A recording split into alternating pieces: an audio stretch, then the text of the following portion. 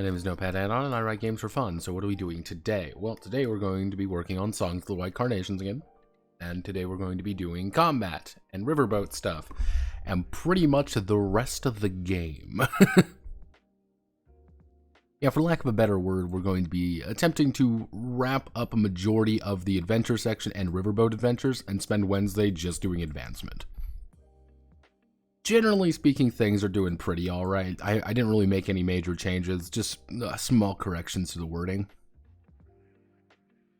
Outside of that, yeah, things have been going pretty solid. Before I begin more formally, let me just go down here.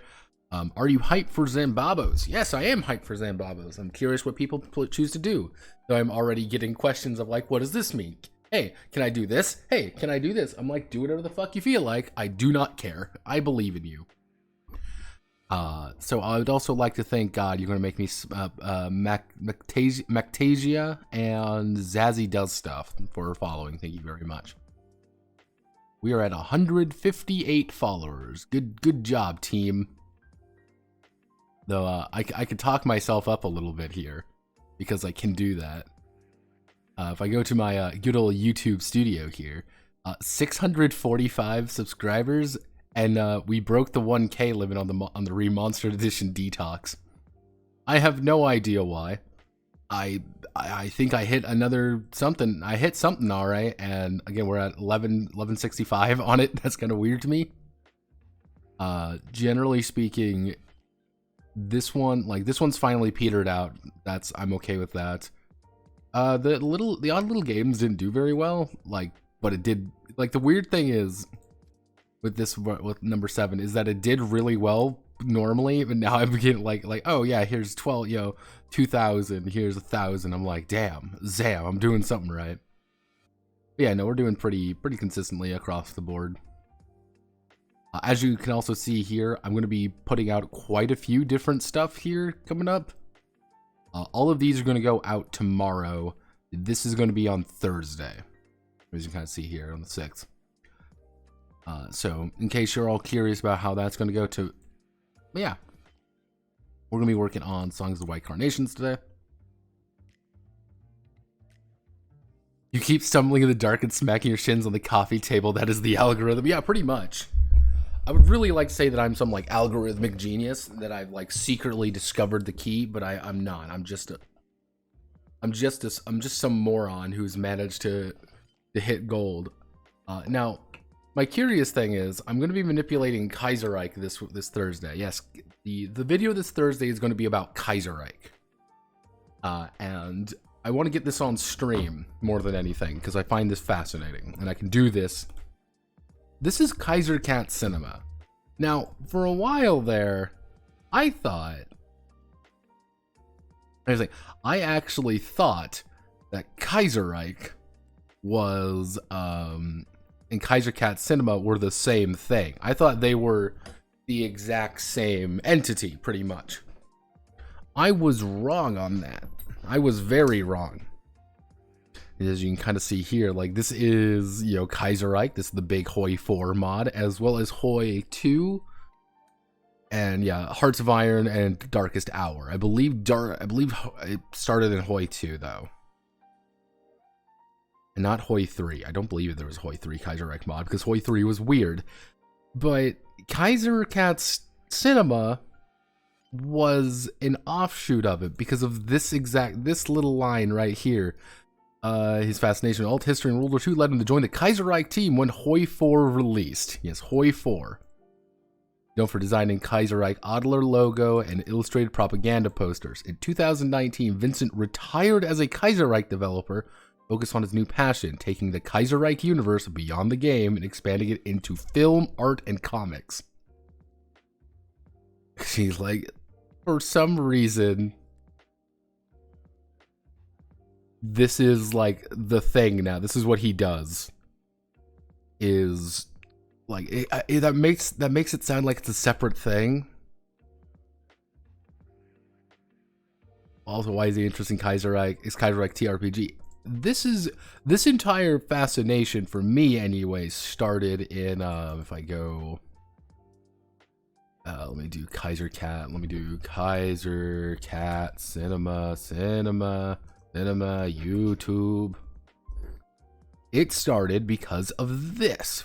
Oh Jesus, they just made a new post there. They put out, if I go down here a little bit, right here.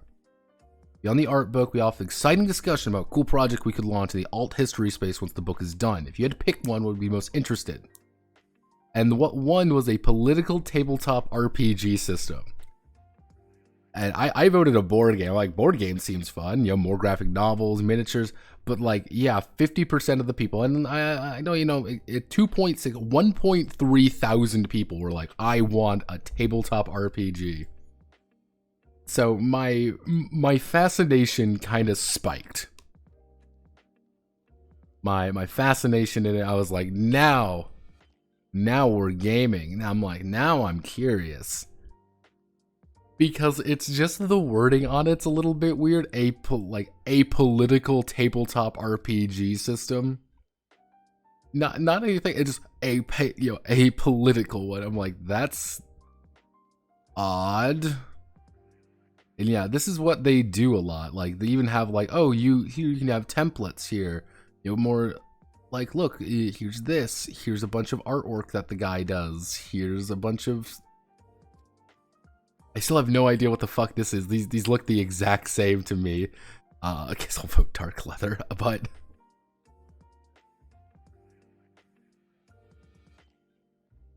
now it's time for rehabilitating the Third Reich imagination.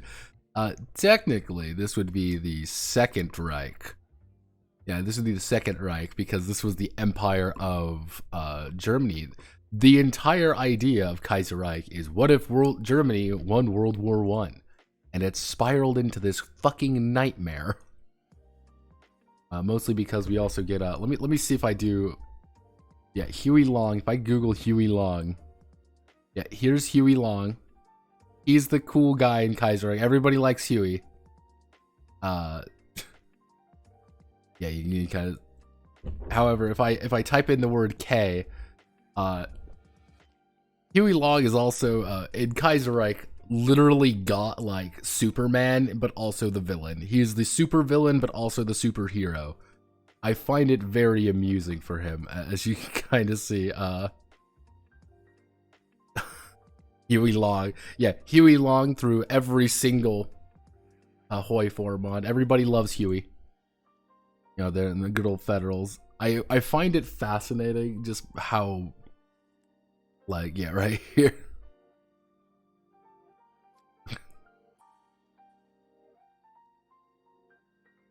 It's a fucking mess, and I'm perpetually fascinated by it. Why do you have a Zoomer hairdo? This is still made in 2022, my friend. We're allowed to be Zoomers. It's Huey Zoomer Long. We're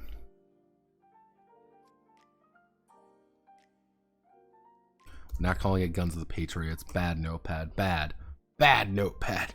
Don't call it Guns of the Patriots. Heading to, so we want to do.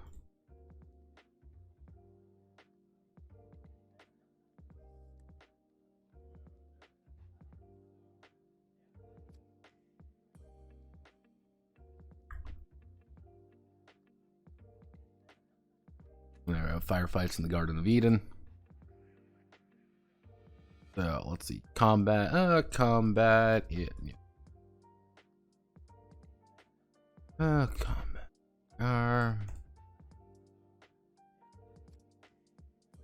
You know, I've been perpetually fascinated by Kaiser Reich for a while.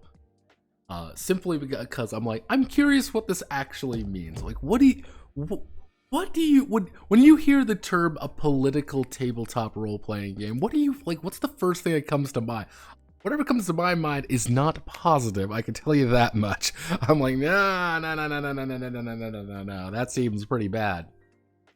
Mostly because, weirdly enough, the Kaiser Reich team has a fascination with syndicalism. Which is, syndicalism is like or Sigmata, exactly, that's what I mean. they really like the syndicalists, and those are kind of portrayed to be the good guys, sort of, in the Second American Civil War. We don't trust Cindy's here. All Cindy's belong on the cross, up with the stars and bars. Like, yeah, up with the stars, baby. But yeah, I'm fascinated. That's all I can really say. And this Thursday, I'm gonna work on the video, and Friday, it's my idea. It's literally just gonna be like, here are my like here's 3 ideas for your Kaiserreich tabletop role-playing game experience. Kaiser Cat Cinema. Hit me up. Hit me up. I'll do it. I got a few ideas. Like, I got my ideas, and I'm like, this is gonna be really dumb. Like, oh yeah. Kaiserreich lore is extensive and stupid. Like, I have to go, like, it is extensive and moronic, and I love it to death in the worst way possible. It's not as detailed as Red Flood, though. Like, Red Flood is fairly an involved setting. However, Red Flood, the main Red Flood developer actually passed away. Very sad. But firefights in the Garden of Eden.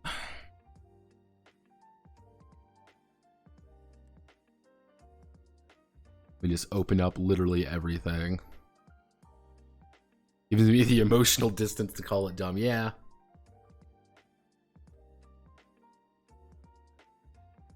All right there.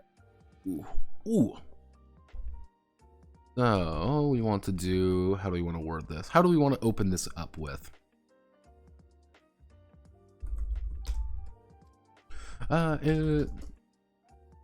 Ineria has been in a constant state of conflict with itself for the past 2 years. Let's see. Ineria has been in a constant state of conflict with itself for the past 2 years, forcing all those involved to dance the waltz of combat, dance the waltz of war.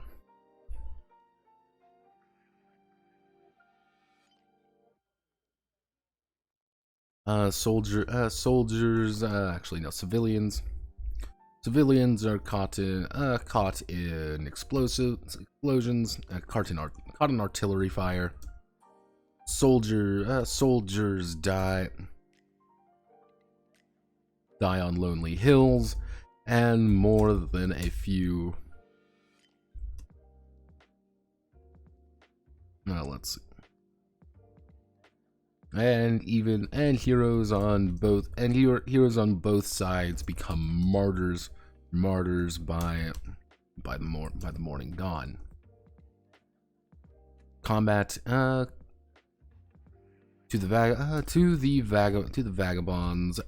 Conflict is inevitable, but should still be avoided.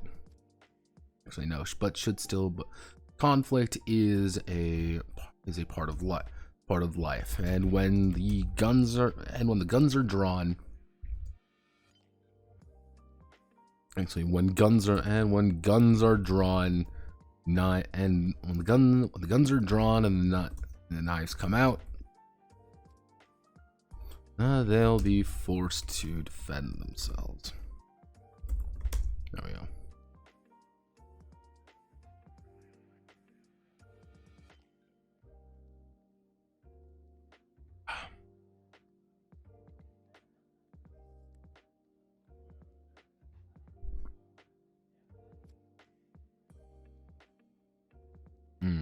Yeah.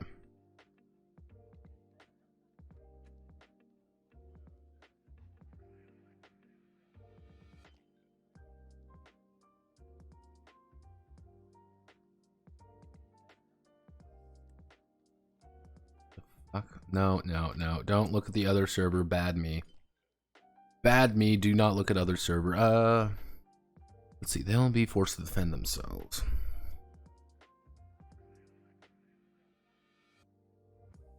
Combat Song of the White Carnation. Let's see. Combat Song of the White Carnations is a deadly and quick affair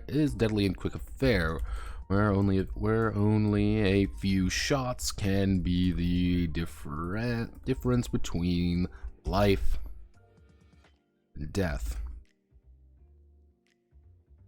The vagabonds are far from immortal, and far from immortal.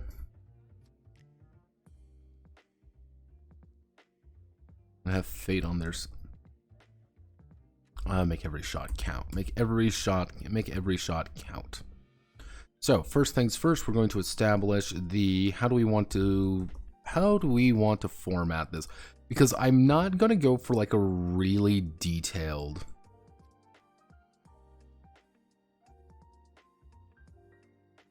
Let's see. The vagabonds are far from immortal, but fate is on.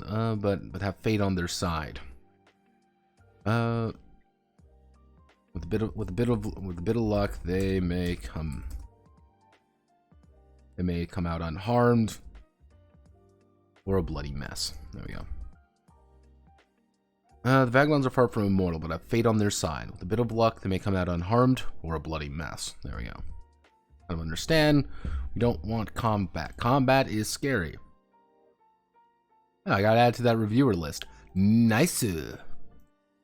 See, now what they're gonna force me to do is have to like check my email constantly. You know, just a paranoia, just make sure that someone doesn't like send me something random.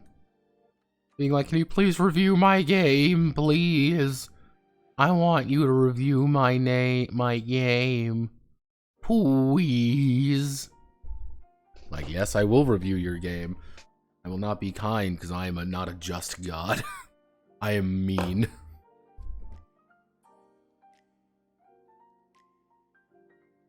Emailed me from my email. Oh, geez.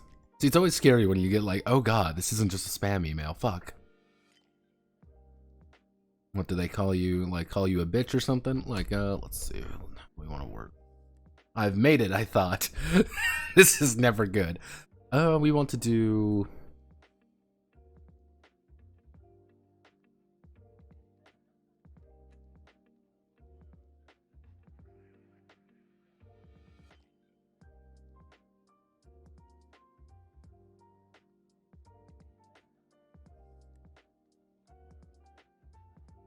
Let's see, combat flow.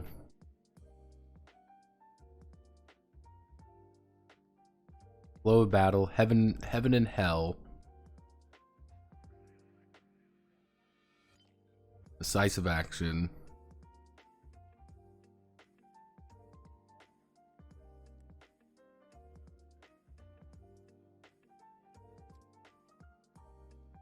And now blood on the sand. How do we want to do it? The flow of battle is going to be our initiative system. That's how we're going to kind of do, how we're going to plan on doing our initiative, and kind of how that's going to be playing out. Heaven and hell is how I'm going to do the map, because I'm going to abstract the battle map, because I can, and I think that's more I wouldn't say appropriate for this game, but a little bit more impactful, if you could say. It's more along the idea of, I'm going to split up between, I'm thinking 3 sections would be best. Just heaven, purgatory, and hell. Heaven is pretty much you're safe, you're in cover, but you're kind of distant away from it. You're not really in the meat of things. Purgatory is you are kind of in the thick of things, like you're clearly within range of most weapons, and you're shooting at them, they're shooting at you. However, at full hell is you're in the heart of everything. You are in the middle of hell, effectively, and you are causing hell. You are a scary motherfucker in there. Kind of like line I want to treat it kind of like line combat a little bit, but not like super duper like line combat. I have a few ideas of how I want to kind of do it. Abstract battle mat, decisive action, that's going to be our actions. Blood on the sand, we want to do bullet in the gut.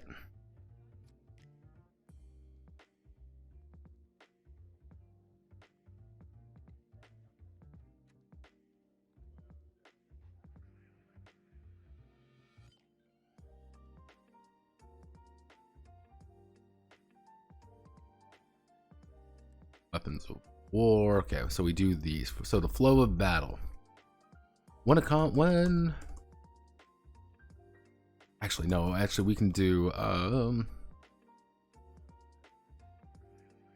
No. We'll address that below. We'll address that in heaven and hell. We'll do the flow of battle when a fight breaks out. Every vagabond will roll there. We're going to be rolling our. What are we rolling?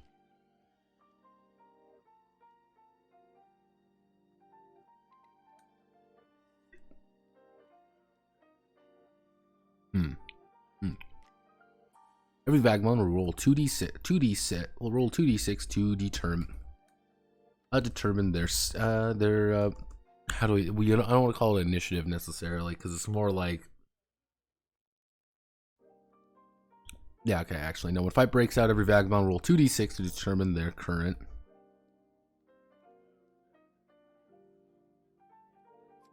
Initiative. When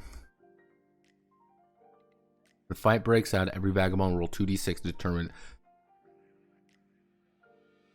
Because I want people to have like a very good beat to things. How like you are.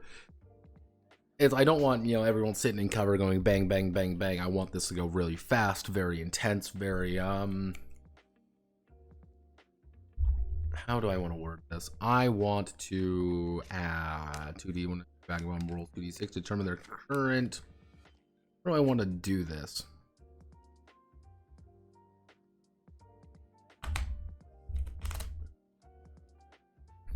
Actually,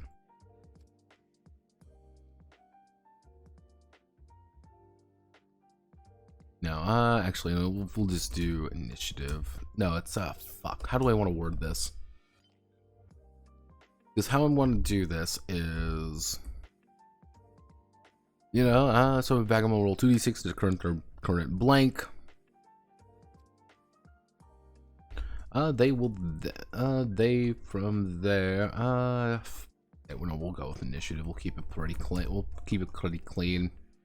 No, fuck it. No. What am I doing? I know what I want to do. Every vagabond will roll 2d6 to determine the current surge value. The highest surge value. That's kind of the name I'm going to be going with currently.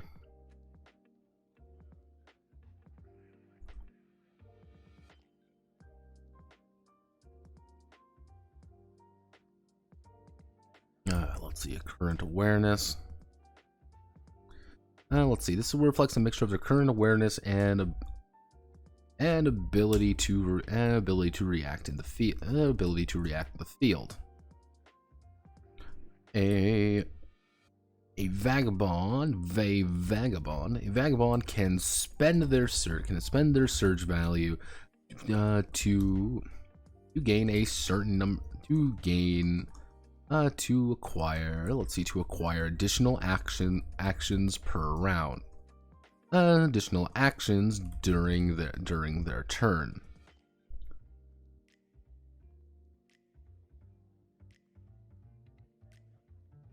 We'll have to define a turn, but a vagabond will spend the surge value to acquire additional actions during their turn. Each action a vagabond can take. Each action the vagabond takes cost 3. We'll do 3. That means you can have a maximum of 4. Okay.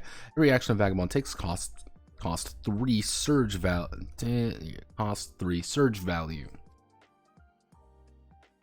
Vagabond takes cost 3 surge. It's not even a good idea.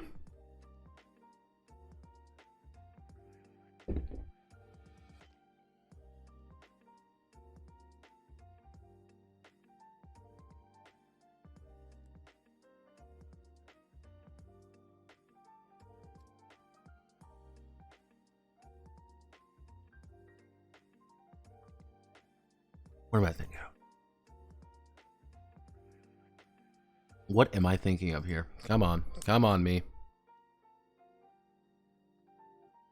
Half of me wants to be unique, the other half of me doesn't. Fuck. This is what I was thinking about doing, is using Dawnline system. I've already used Dawnline system before. What game did I do that with? That was the... Wasn't Void Haunters. Was it Void Haunters? No, it wasn't Void. Soul Survivor was.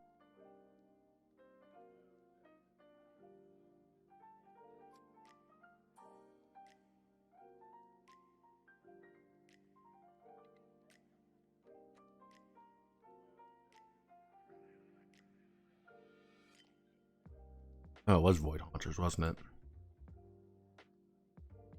Hmm.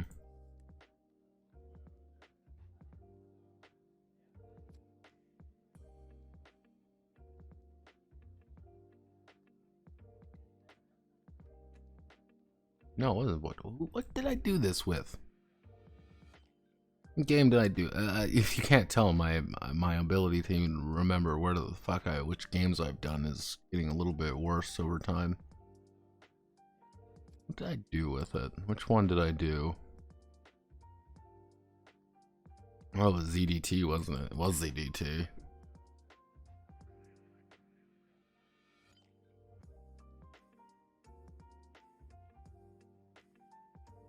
Yeah, Surge Phase, all combatants rolled this. We want a good flow. We want a good beat to combat. Alternatively,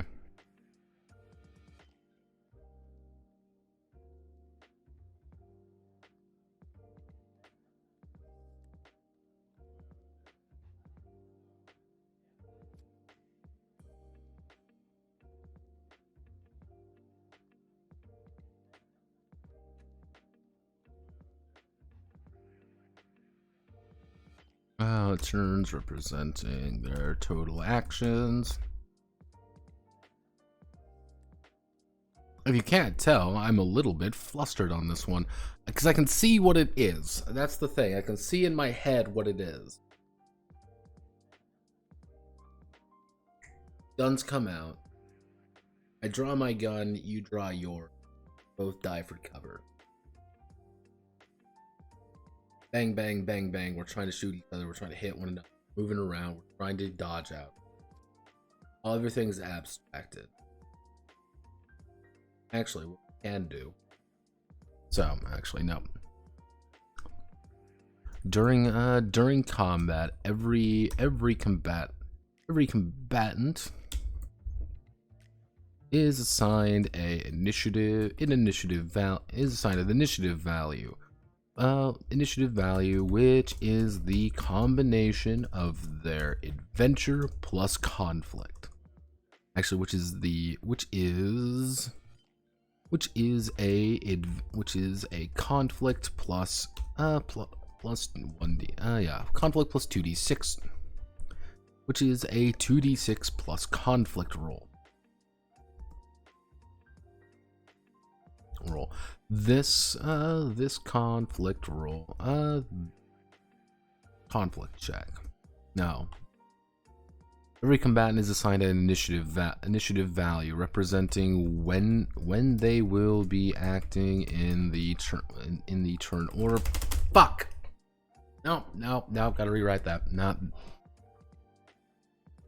I always hate writing this. This is always the worst part because you can sometimes see it in the top of your head the way it works perfectly. Other times it just does not want to flow. It just does not want to be said.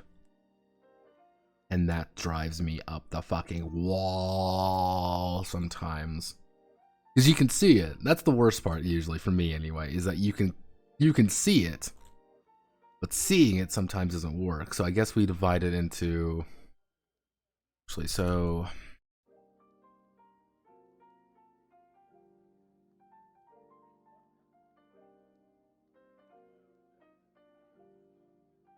Let's see it.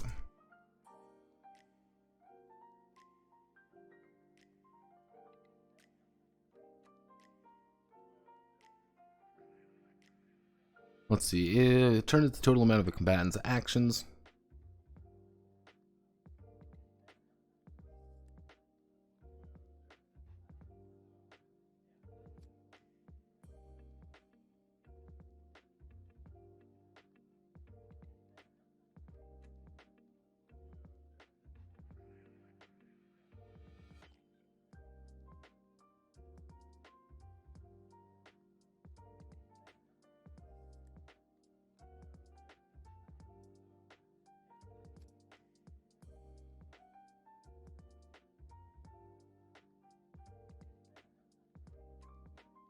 Let's see.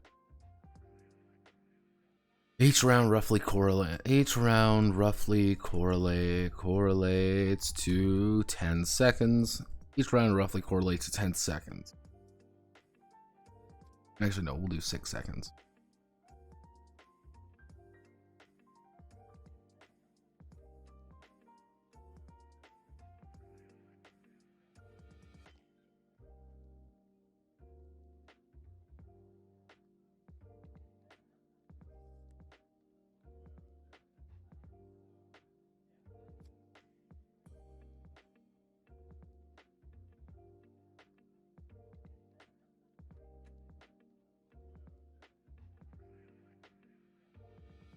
When combat begin, but at the start of combat, each combatant will be each combatant will have their conflict score, their conflict plus adventure. Actually, no, conflict plus.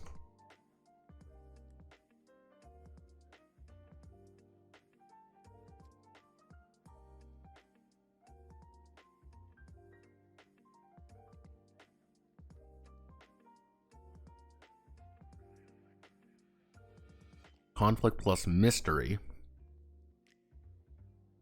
as their base and as their initiative. Actually, no. Each combatant will have their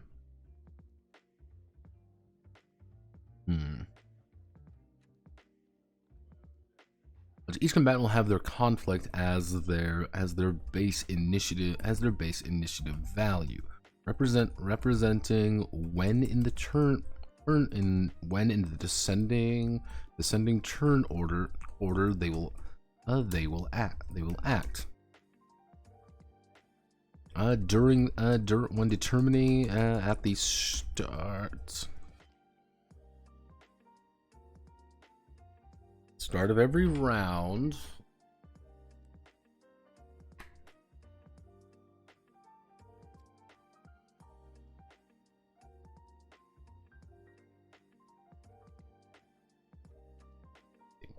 At the start of every round, the vagabonds may choose to expend cards. No. At the start of combat,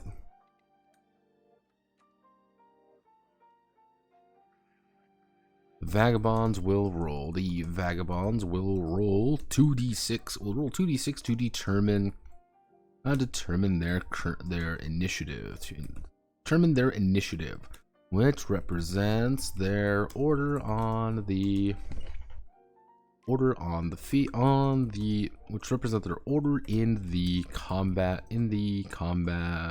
initiative, which represents their position, the initiative track. In a descending order, each combatant will take their action in an attempt to. In a descending order, each combatant will take their action.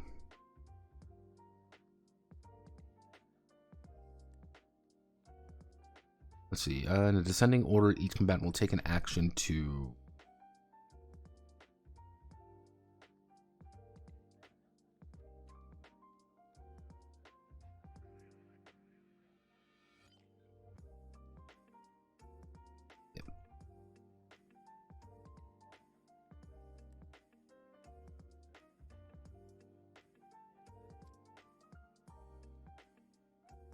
Actually, let's see. Descending order, each combatant will take a series of actions.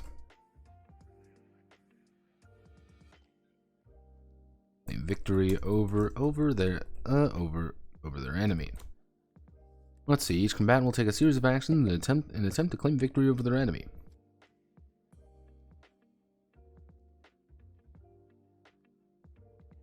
The end of the round. at the end of the round, when the last combatant has acted,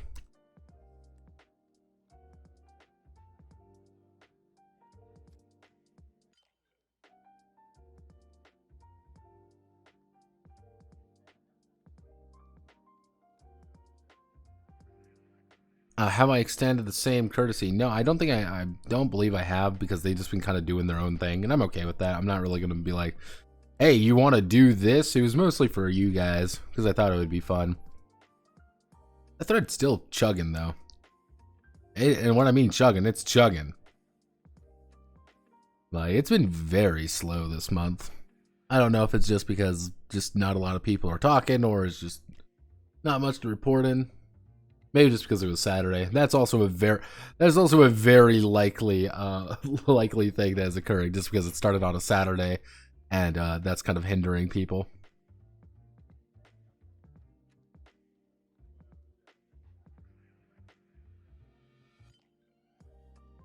It happens, though.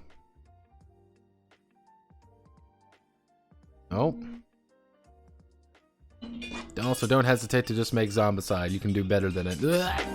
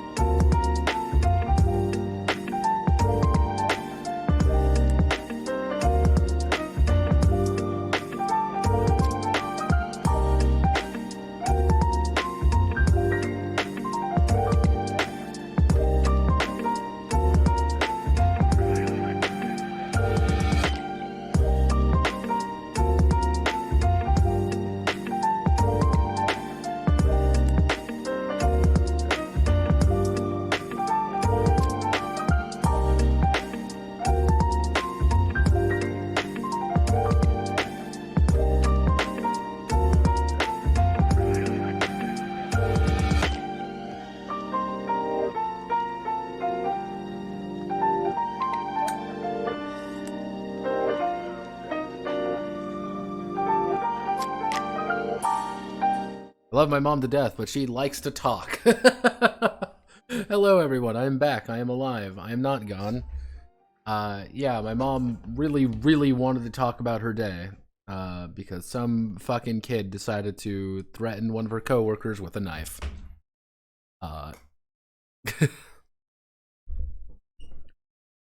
Let's see, split character ghost guiding the zombie bot around. That could be kind of interesting. Like, I'd say there'd be two ways of doing it. Option A would be you do like two players doing different things. From there, you could make an argument of something like almost akin. Yeah, actually, no, that would work.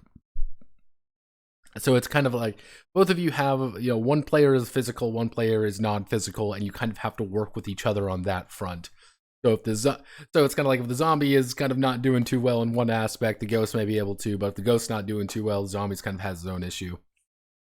The other option is do a Better Angels thing.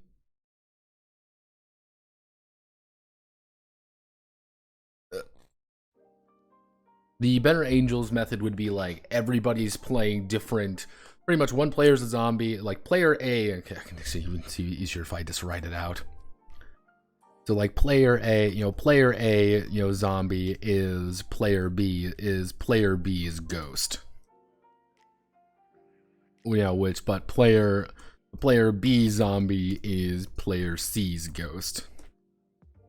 That has its own ups and downs. That could be kind of an interesting dynamic, depending on how you want to pursue that. I'm being pinged. Who's pinging me? Why are you pinging me?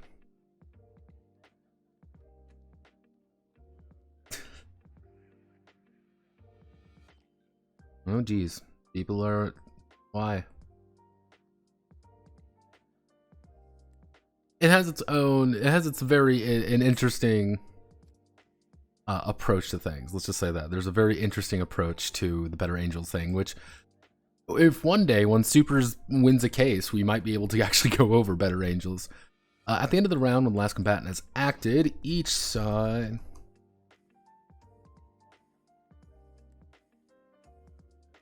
How do I want to do this? At the end of the round, when the last combatant represents their position on the initiative track. The vagabonds may use any suit of the fate deck to augment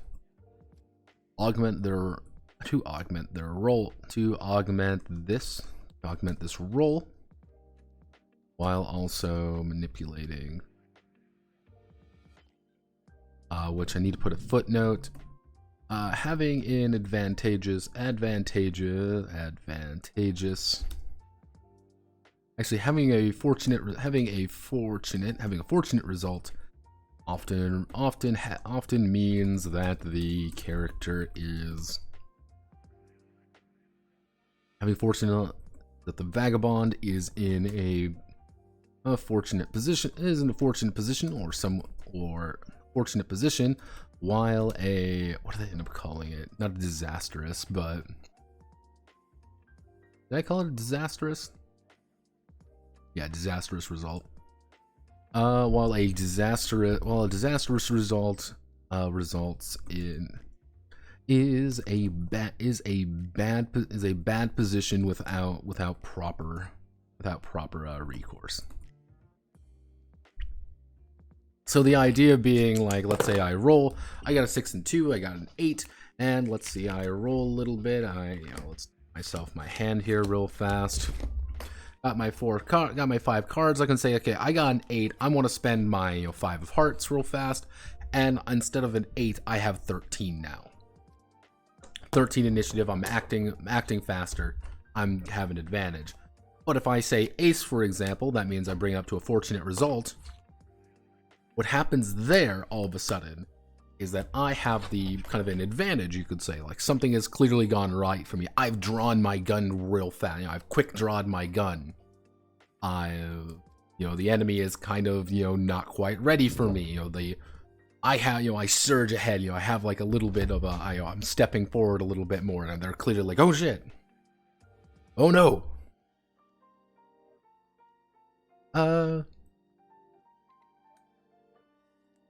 Opinion on zombie. Zombicide's fine.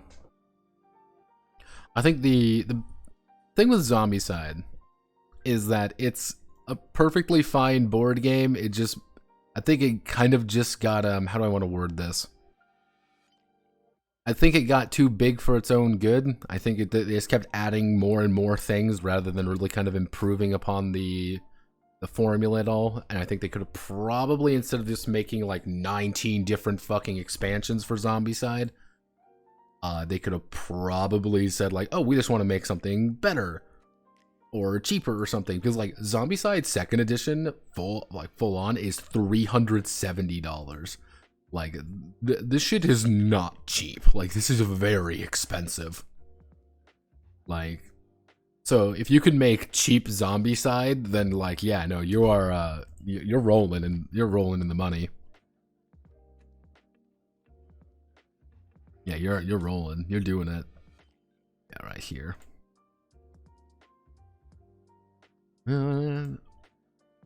So when the last combatant has acted, both sides will make a morale check. The one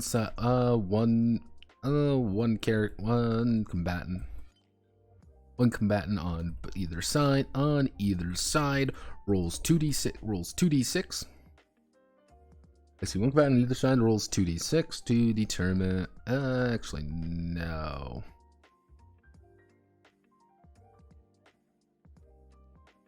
Actually, no. When the last combatant.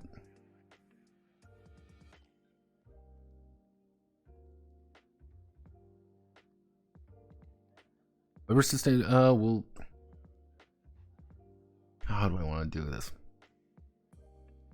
End of the round when the last combatant has acted. Determine who has the advantage. Actually, no. Who has the? Actually, no. I'm gonna steal a little bit from you, Ethical. Who has the momentum? Who has the momentum? Momentum is determined by who has dealt the most wounds. Who's dealt the most wounds? Who is in what position? Who's in what position, and how many casualties the side has sustained. And we do a little chart right there. So first things first, flow of battle. We do heading 3.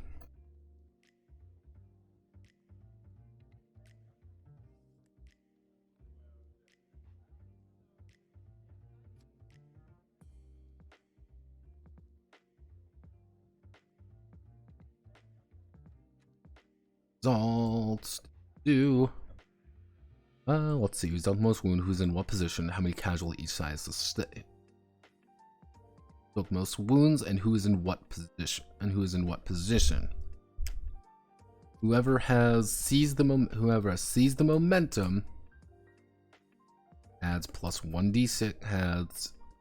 Adds their conflict to their next initiative.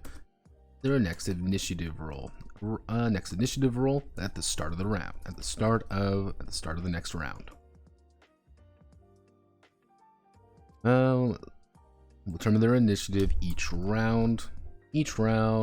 So beginning of the round, we roll. Cool. I rolled an 8. If we're having the advantage, we have the momentum. I'm able to roll higher. I'm getting more consistent results. I'm able to pretty much.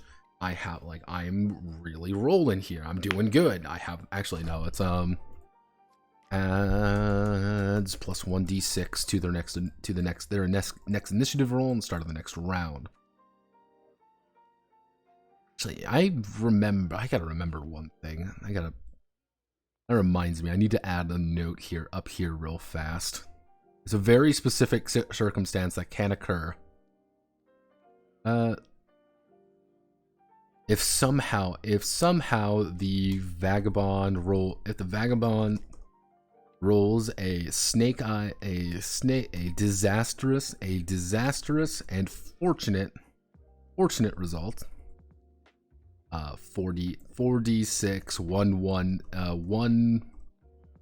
46 1166.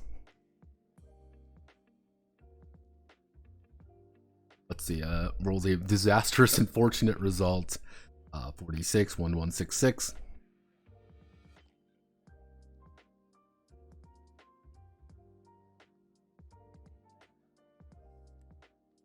They will experience disastrous fortune. They will experience disastrous fortune. They will experience disaster. Something really beneficial has occurred, as well as something like beneficial. And the opposite would be let me see, beneficial antonym.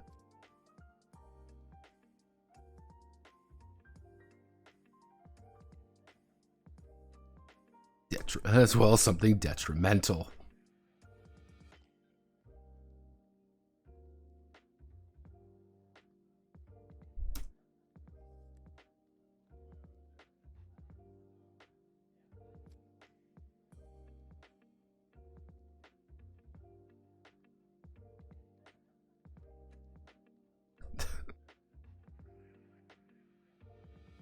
There we go. That's what I mean by a disastrous fortune result. You've dropped your gun and shot the bad guy by accident with it.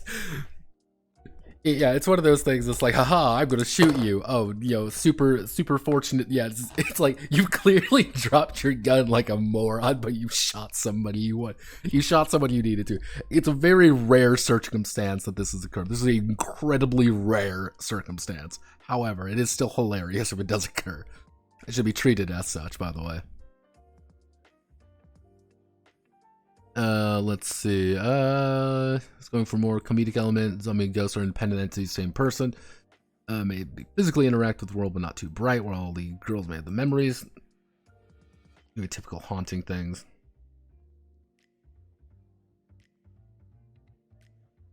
Task failed successfully. Yeah, that's kind of the best way to think about a fortunate disaster. Being like, you fucked up. However, like you either fucked up monumentally, but you still did what you needed to do, or you've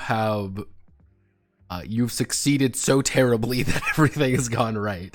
It's like, yeah, you've completely convinced the guy to, like, yes, this man is completely convinced. He is going to help you. However, he's completely misinterpreted what you were saying, and he's still going to help you, but now he's pretty much convinced you want to sleep with him. He's like 97% sure he wants to sleep with him.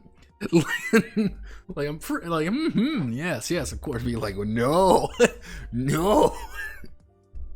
Wait a sec. Wait a moment. This isn't quite right. Yeah, I thought about it right here because this is actually a situation that can occur here. We want to do momentum and.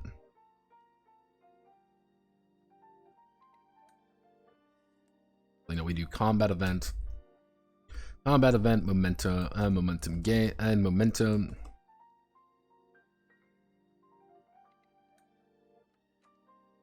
Select both of these. We go down here. We select this.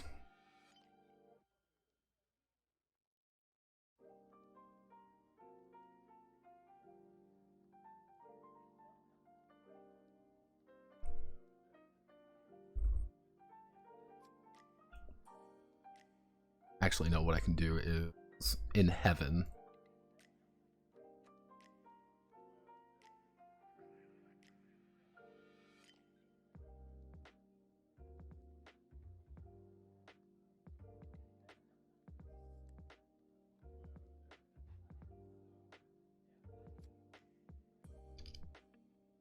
Let's see, Vagabond in heaven, Vagabond in purgatory, Vagabond in hell. These are going to be very specific terms. We want to do enemy wounded, which is just going to be, it's just going to be worth 1. Enemy defeated is going to be worth 3.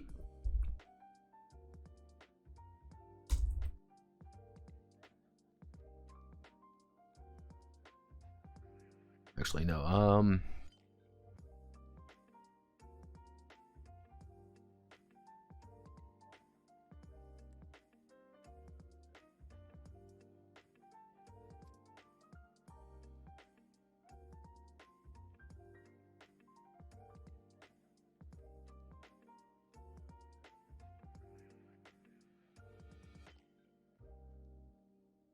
I know how we want to write this. I know how we want to write this.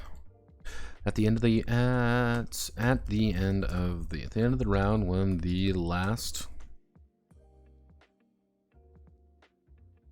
has acted, determine if the vagabonds have momentum. Momentum is determined if the vagabonds have a momentum value. Momentum value equal to the number of remaining combatants on the opposing side. If they do not, the opposing side. This is momentum is determined. No. This is determined by the position of the vagabonds, casualties inflicted, actually wounds dealt, casualties inflicted, and raw aggression of the vagabonds. If the vagabonds do not secure the momentum, then the enemy has secured the momentum. Then the enemy has momentum. Whoever sees the momentum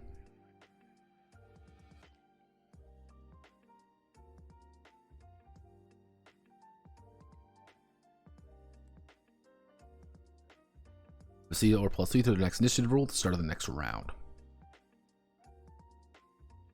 Pretty much the idea is you want to be aggressive, you want to be very, you want to get up in their grill, you want to be very upfront to be like, I want to hurt you, I am here to injure you. But it's also thinking, like, if you're only going against like 3-4, like if you're only going for like 3-4 people, for example, it's the idea is, yeah, it's like, okay, like let's say I'm fighting 5 people and I fucking pop one in the head. If we're being aggressive, those 5 people are going to be fucking terrified. They're going to be scared. It's like, oh fuck, oh damn. You know, it's like we're getting a little bit worried, but if you're only going against if you're going up against a lot of people, one guy going down, like one person being a little wounded, like we still have momentum. But if it's 2 guys you're going up against, yeah, 1 or 2 like getting a little bit wounded or you being aggressive is going to have them run away. They're going to be like, fuck this, we're out. So it's pretty easy to get momentum if you just kind of continuously act aggressive. Tells fail successfully. That's the best way to think about it currently is if you roll snake eyes, is you even if you succeed, even if you somehow succeed, you know, mostly through the use of cards or something similar to that, even if you succeed, you're still going to pay for it, kind of thing. Like it's like you still are. This is the worst possible result that you can incur, even though you succeeded. That's, you know, you've clearly shot the guy. However, you have shot and injured the guy. However, he's still standing at least for the end of the round, kind of thing. Or you've hit him dead on, but you hit his grenade and half the building now is fucking on fire.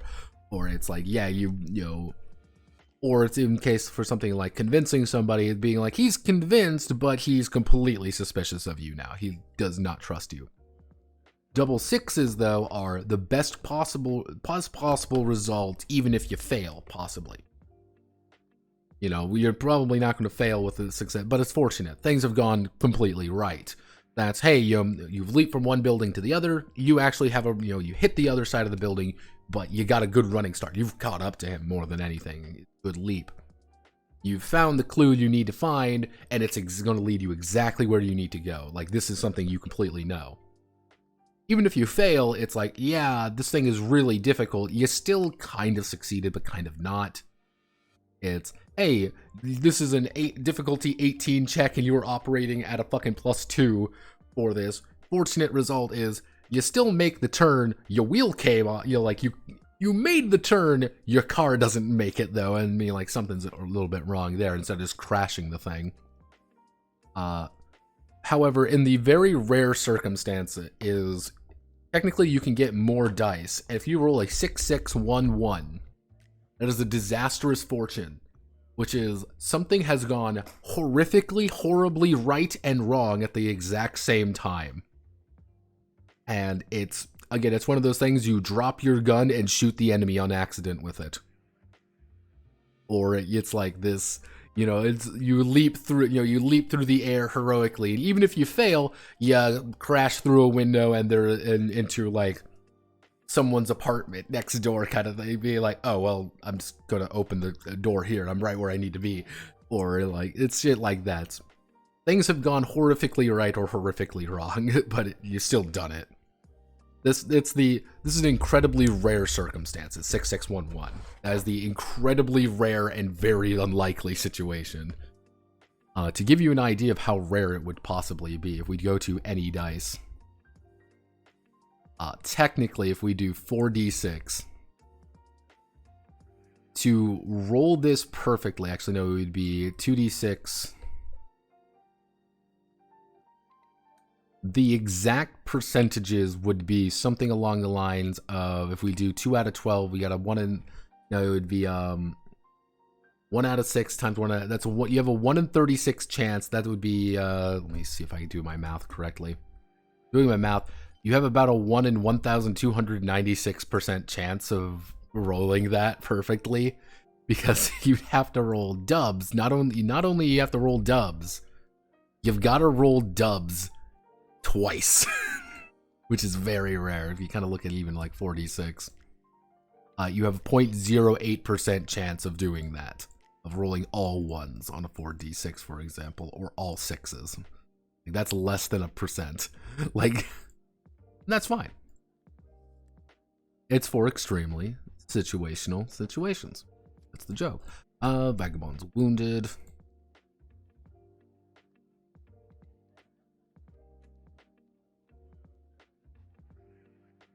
Let's see. Equal to the number of remaining combatants on the opposing side. Which brings me to...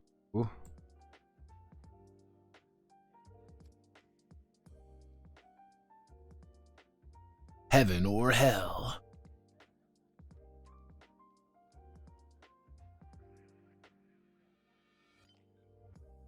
Oh, we gotta do heading 3, heaven or hell.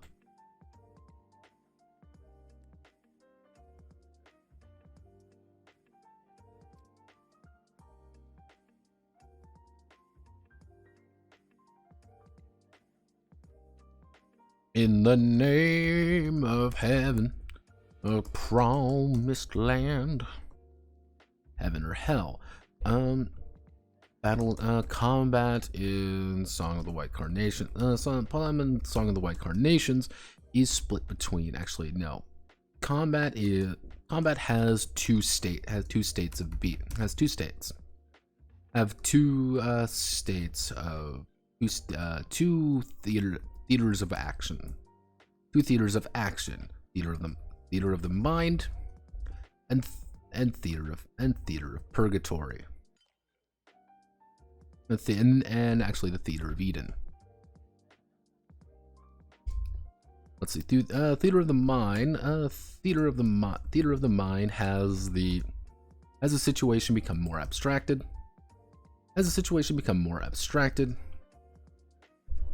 And relies heavily on description of the current events. Being aggressive. Abstracted and relies heavily on description of the current events. Details are described, and the vagabonds must act in the circumstances presented to them. Within the circumstances presented to them. Theater of Eden. Theater of Eden is an abstracted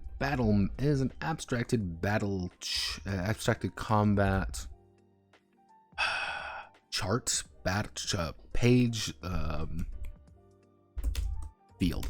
Theater of Eden is an abstracted combat field representing the momentum, representing the aggressive actions of both the vagabonds and their enemies.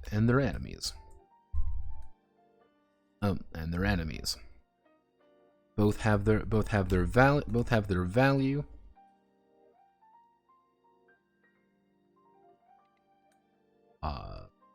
Theater of the mind. Theater of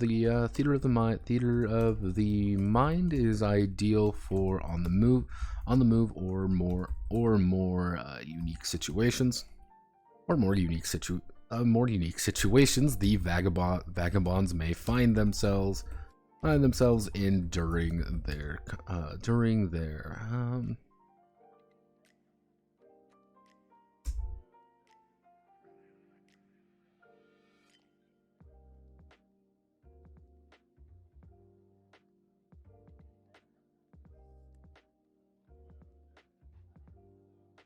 car chase, gunfights.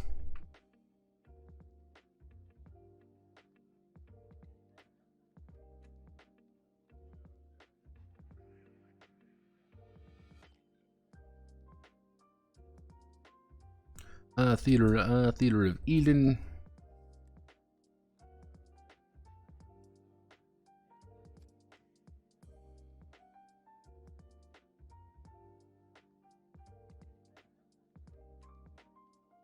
Visually minded there we go. Pretty much what I'm trying to state here, more than anything, I'm probably gonna have to put a side note here as well. What I'm trying to state is, like, use theater of the mind when you don't need to use this constantly. You do not need to use a combat map constantly. Just do so when needed.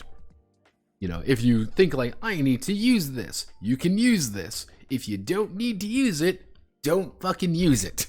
Like, I want to make things so it's kind of a little bit easier to kind of do these kind of things, because this is a very light game, relatively speaking. Okay, so Theater of the Mind becomes abstracted and relied, move more in unique situations. Cool. And we put it right here, Theaters of Action. I'm going to keep fucking misspelling that.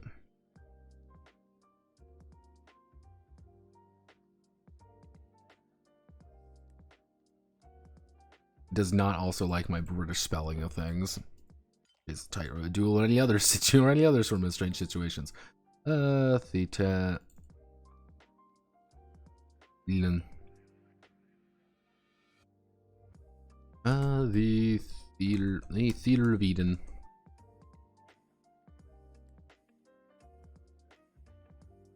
Let's see, is divided into three sections: heaven, purgatory, and hell. And divided into three sections: heaven, purgatory, and hell. We're going to open up Paint real fast. That we're going to want to make this vertical or horizontal. I'm feeling horizontal. Yeah, gamers. We're using effectively an action map here. And there's nothing wrong with action maps. I actually quite enjoy them. Something. We'll get this nice and even. This isn't going to be even in the slightest, but fuck 'em. We live in a society. Do I have Barlow? I do have Barlow in here. Good job, me.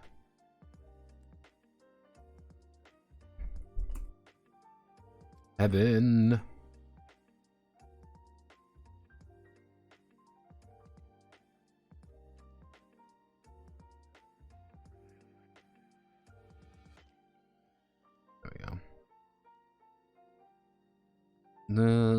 Heaven, purgatory, and hell. We're going to put this right here.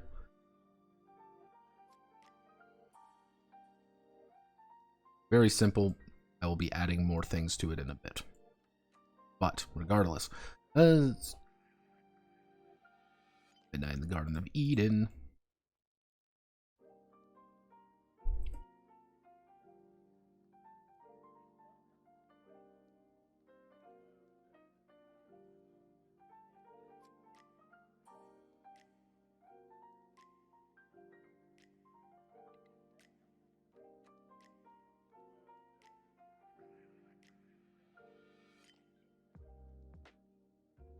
Walkie with, aren't you? Come on, right there. We want you to be on. Okay. It gets really weird when it gets online. When you start, sometimes it just doesn't feel like work. Unless I do like move with text. Nope, I don't want to do that. I want to do right there, right there. I think they changed something with the images in Google Docs. I don't know why. It just feels a lot different. I don't know what happened. But each vagabond will position themselves in one of the three sections during one of the three positions during combat, during a fight. This represents where they are in the fight, and how they are fighting.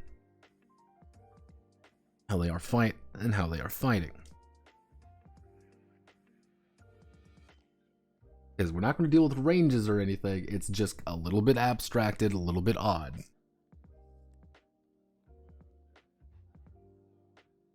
So basic idea. Where they are in the fight, how they are fighting. Each combatant. Each vagabond. Do I actually want to put in No. We're not gonna, no. So it's gonna be each vagabond.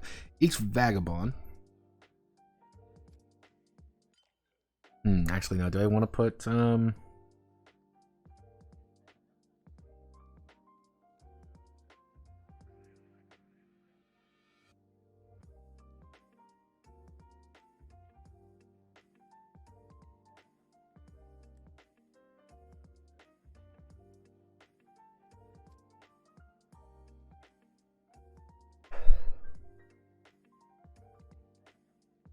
No, okay.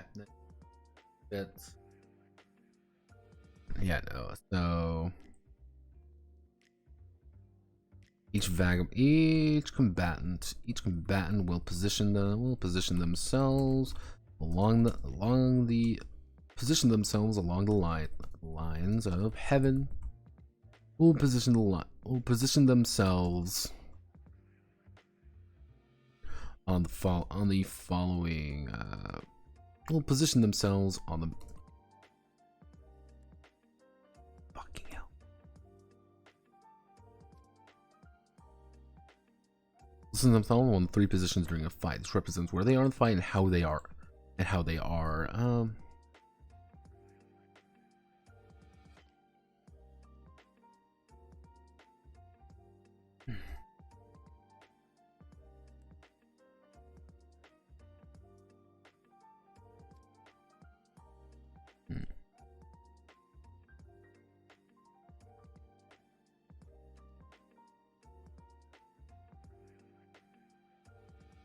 during the battle. Moving positions represents pulling back, getting to cover,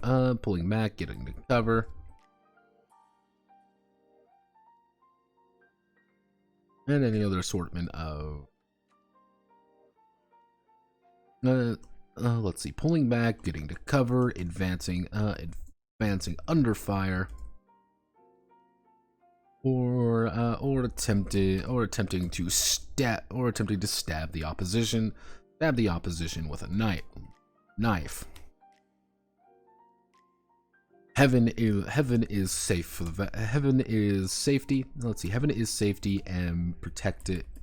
Heaven is safety and protected by. And let's see. Heaven is safety and protected. The combatant is in heavy cover. Let's see. The combatant is in heavy cover. attempting to protect and actively attempting to protect themselves, as well as protect themselves more than participate in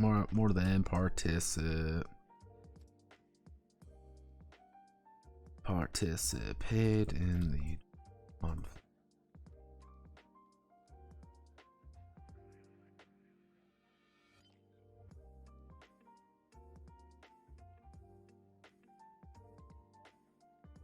Purgatory is a neutral stand.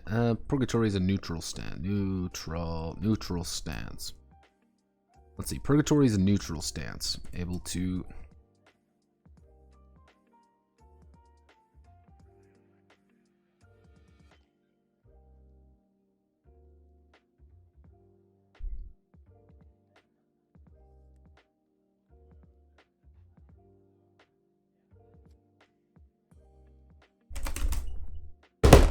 Fuck.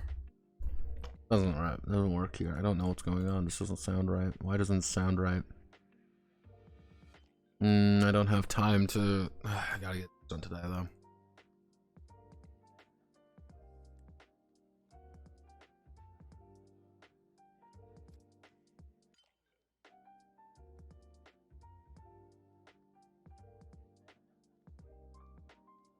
I wrote one action combat system. Why can't I write another one?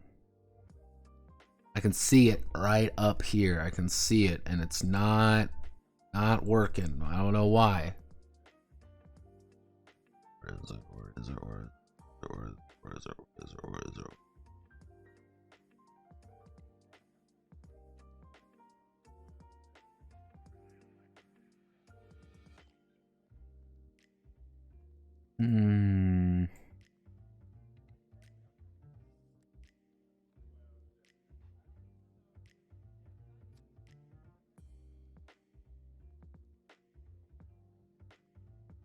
Battlefield has a move. They'll single face forward, represent changing location. Fight through acrobatic displays of shoulders.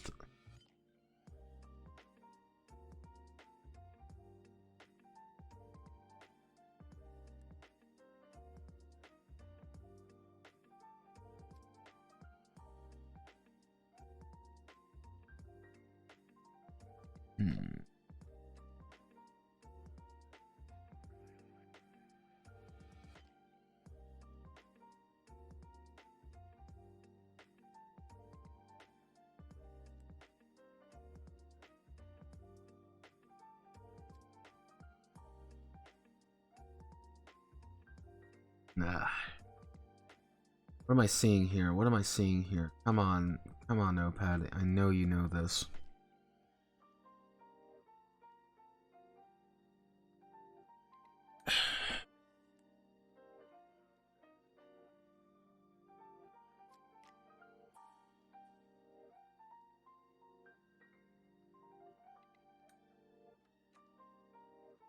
No. Okay, no. Each combatant, each vagabond will position themselves in one of the three positions. Place themselves in one of the three positions during a fight. This represents not only where they are in the combat, not where they are in the struggle, but also how they are choosing to fight.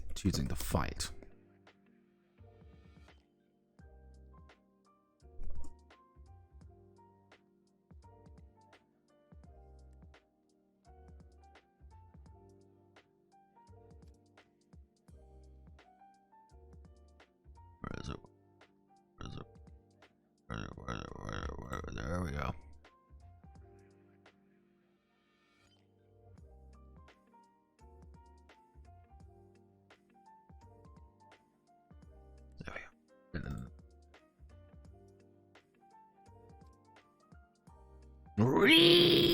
No work. So each vagabond will place themselves in one of the three positions during the fight. This represents not only where they are in the struggle, but also how they are choosing to fight. During the battle, moving positions represents pulling back, getting to cover, advancing under fire, moving positions, pulling back, getting to cover, advancing under fire, or attempting to stab the opposition with a knife. Heaven is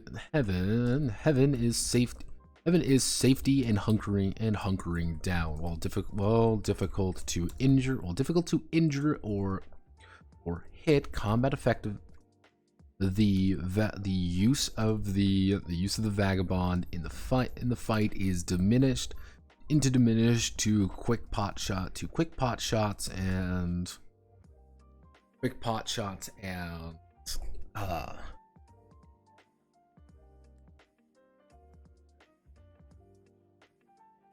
opportunistic jabs.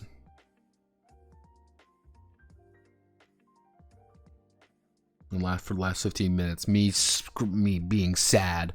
Let's see. Actually, hell is being in the thick. In the thick of the fight. Advancing. The smell of gunsmoke and blood being a constant reminder of the deadly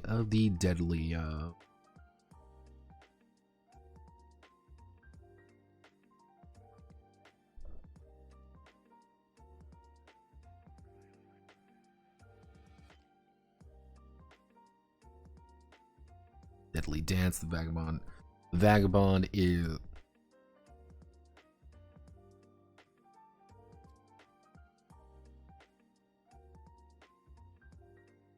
let's see. Hell is being the thick of the fight. The smell of gunsmoke and blood being a constant reminder of the vagabond's current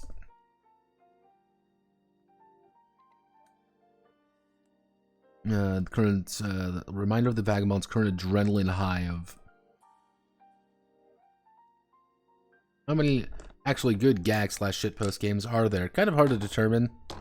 There's a lot of gag and shitpost games though. Like, that's one of the big things. Like, there's a lot of them, so it's hard to get like a good, like, yes, these ones are good or these ones are bad. And it also depends on how you interpret good or bad. Like, there are people who think Czar Frontiers is good because it tells the joke well. It doesn't tell the joke very well, however. There are also people who, think things like Human Occupied Landfill is bad just because it's not really you can't really play Human Occupied Landfill. Let's see, the vagabond's current adrenaline high of bloodshed. Purgatory. Purgatory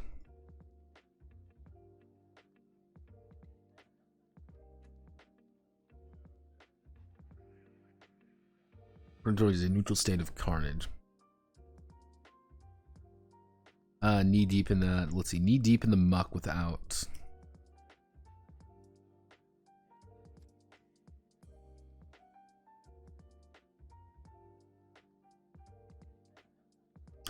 Let's see. Is the neutral state of carnage a tempo of survival and carnage? There we go. This is the neutral state of combat. A tempo of survival and carnage. You can infer how Human Occupied Landfill works. Yes, that's one important. You can infer how it works. Purgatory's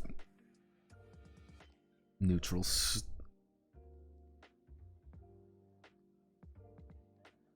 They gotta place themselves in one of three positions. So if we go here, we do this.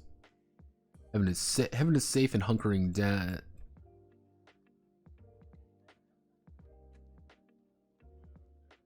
So what we can do is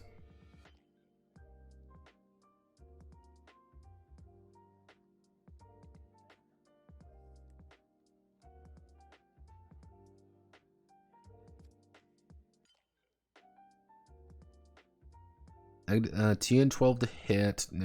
Actually, no.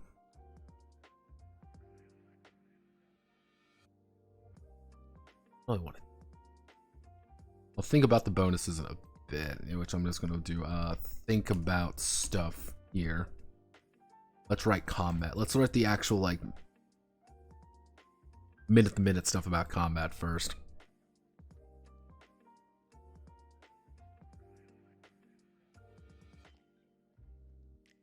So we want to do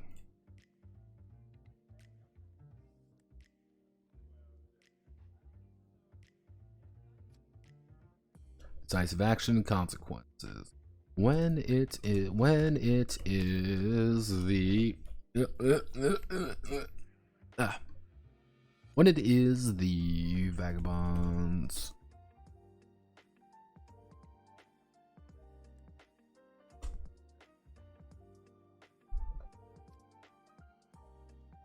When is the vagabond? When is vagabond's turn in the initiative track? That's going to get changed. When the vagabonds turn in the initiative track, they have the opportunity to perform two actions of their choice. Now let's see. They have the opportunity to perform two actions of their choice. They are free to only take a single action. They are free to take only. They are free to actually. So two actions of their choice. Resolving them.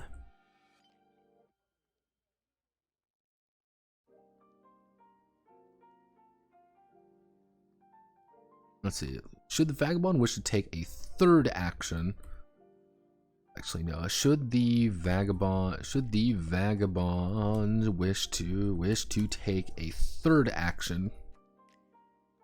They are allowed to, but they will roll no initiative dice. They will roll no initiative dice next round. So pretty much you get two free actions, but you can pretty much substitute your 2d6. Just roll 2d6, and you're going to have initiative track 0. You're going to be operating at 0 next round, but you've taken a third action. However, that still doesn't mean you can't burn your cards to do it. That's one of the advantages of it. It's like, okay, I'm going to burn two of my, I've burned 2 of my actions. I've done 3 actions. I'm allowed to do some things. I look at my hand real fast. I'm like, you know what? I'm going to use 7 and an 8. I'm going to operate on 15 now.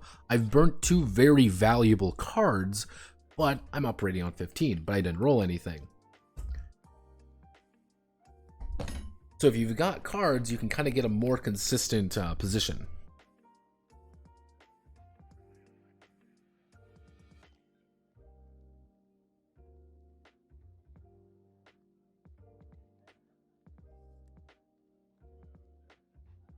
Well, the thing is, human-occupied landfill is kind of a fascinating entity, because if you really look at human-occupied landfill, it's making fun of a certain era. And I think people, you got to look at it like that. If you try to look at like human-occupied landfill, HOL, as anything other than making fun of a very particular era, especially making fun of a particular company, i.e. White Wolf, it makes the game a lot more entertaining. Because it'd be like, oh, well, it's proto-PBTA. That's not quite right.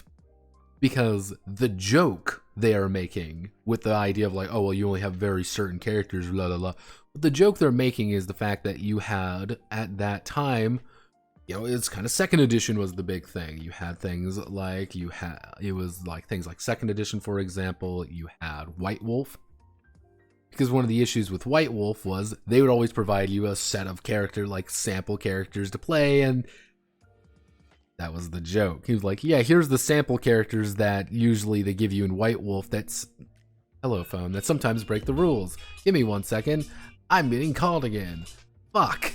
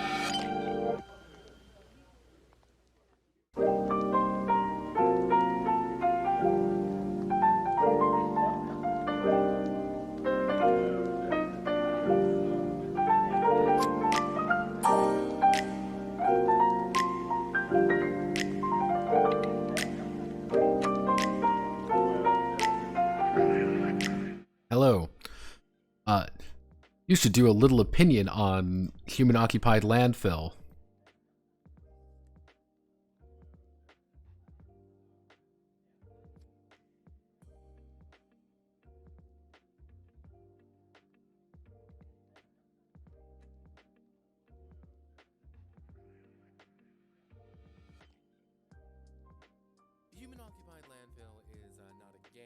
Right here. I already did one.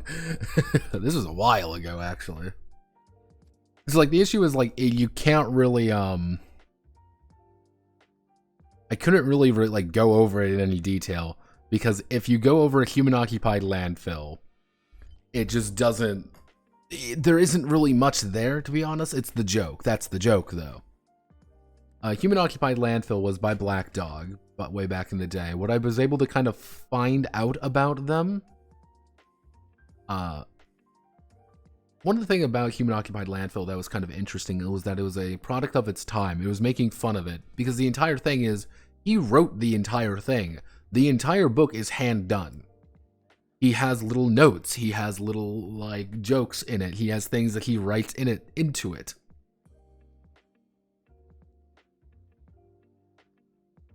Oh no, not those guys. Completely different people. They published the same thing. However, that particular person who wrote Human-Occupied Landfill, they have done nothing fucking else. No idea what happened to them. They disappeared off the face of the earth. One guy I know is an artist. The other guy I think worked for like White Wolf, but then he was just like a freelancer. Because the entire thing with it is Dirt Merchant Games, if I remember correctly. It was Dirt Merchant were the ones who... Yeah, right here, Dirt Merchant. This is the only game that they've ever made. And... yeah, right here, Black Dog Game Factory. Second edition came out in 2002, first edition in 94. And it's like, oh, hey, wait, this is kind of a weird conception derived from conversation Thrawn had with Cape Cod community classmate Dwayne Waters. Both were longtime RPGers, thought self-taught graphic artist was reading a copy of DC's Lobo, and Waters remarked it'd be cool if there's a role-playing game similar to the comic.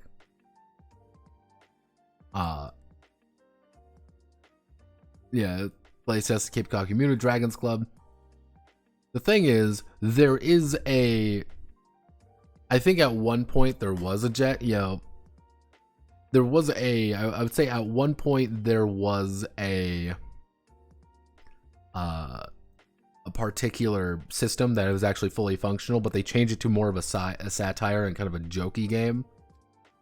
As you kind of see here, like it was clearly it's a joke about a certain time. Have these guys done anything else?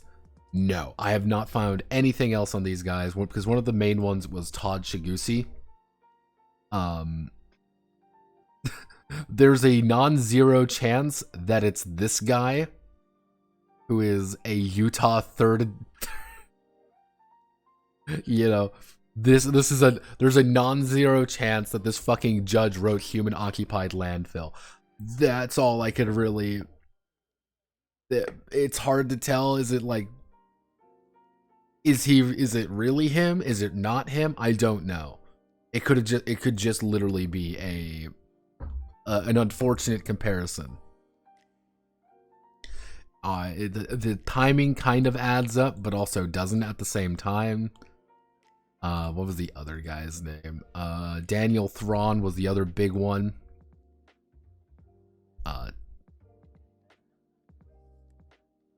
Yeah, you can kind of see here, there's a few games that he's like, oh, we've talked about it a little bit, but like, he worked on like Thief, maybe this was him.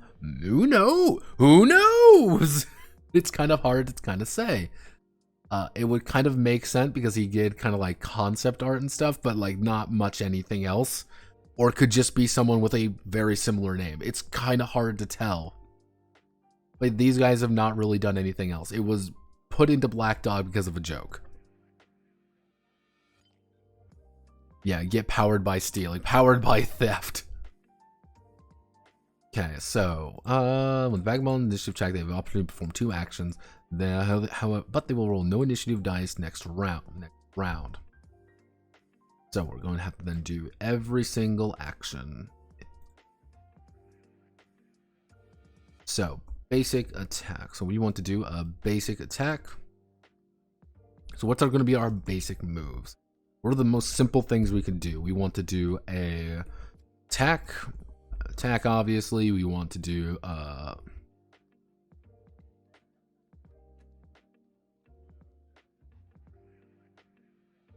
actually no, we what's a good collection of just very simple actions that we can perform? Just nice and simple actions, to the point, nothing else we really got to worry about.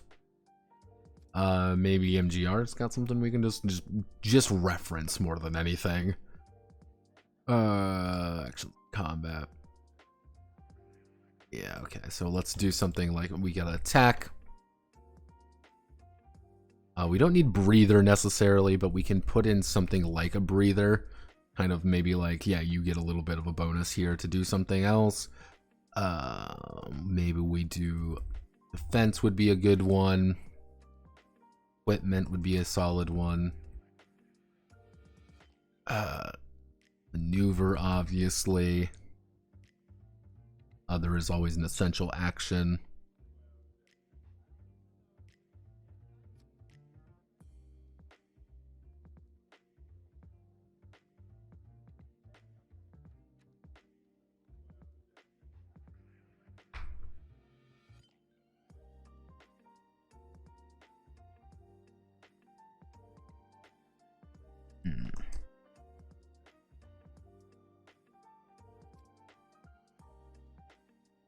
Actually, that's really all we need at the end of the day. At the very end of it, this is really all we need. Fuck. Actions that are like really necessary. Let's think about it. Like, just think about it right off the bat. Is there any other actions that are mandatory in something like this?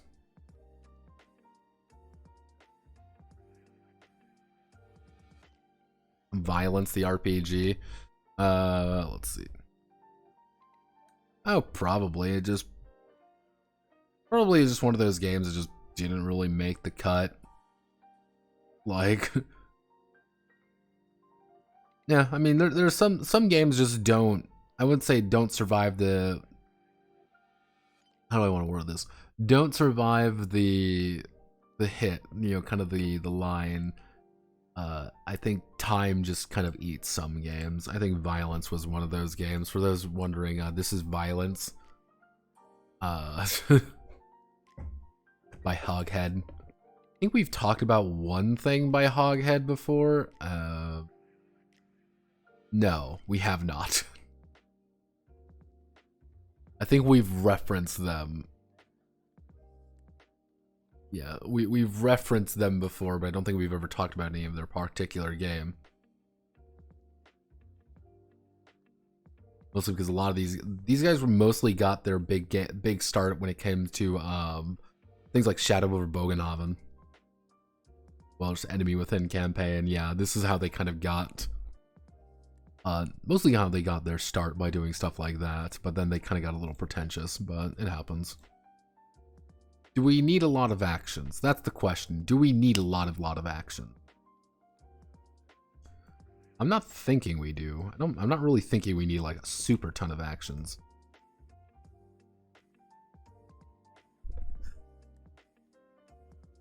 If the actions are decent, do we need more of them?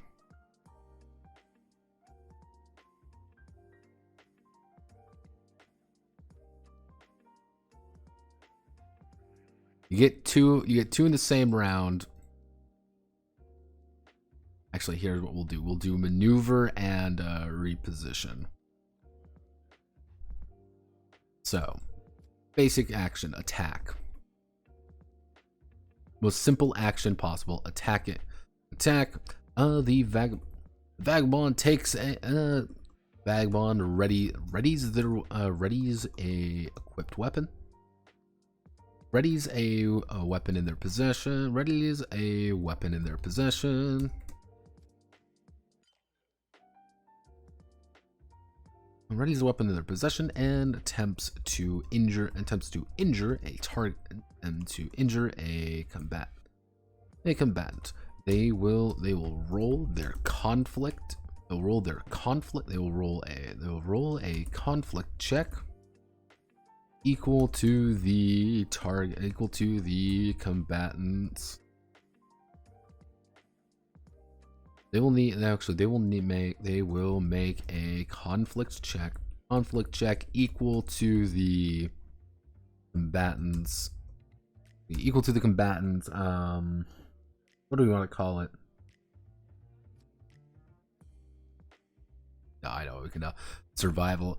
They will make a conflict check equal to the combatant's survival score. Survival score, or another vagabond will.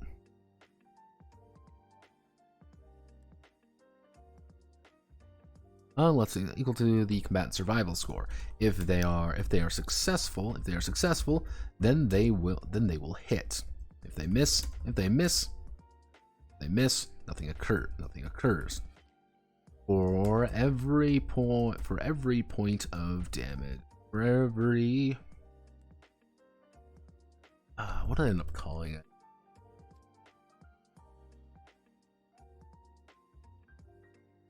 I give it a specific name. That's the question. Degrees. Okay. For every degree of success, the vagabond adds +1 to their damage against the opponent against the target. Dealing a wound equal to the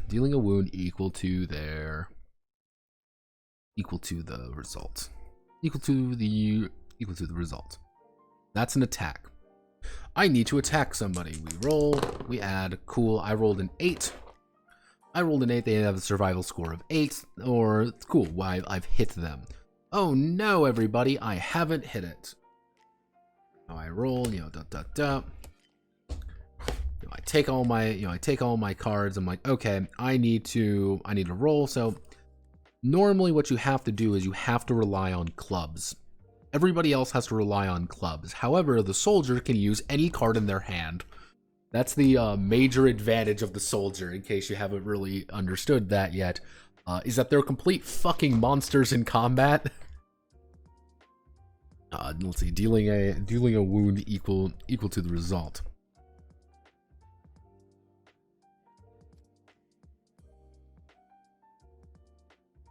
How do I want to word this? For every degree, so yeah, +1 to the damage against target, dealing wound result. Fortunate results. Fortune results at either +2, actually +3 damage, or how do I want to word this?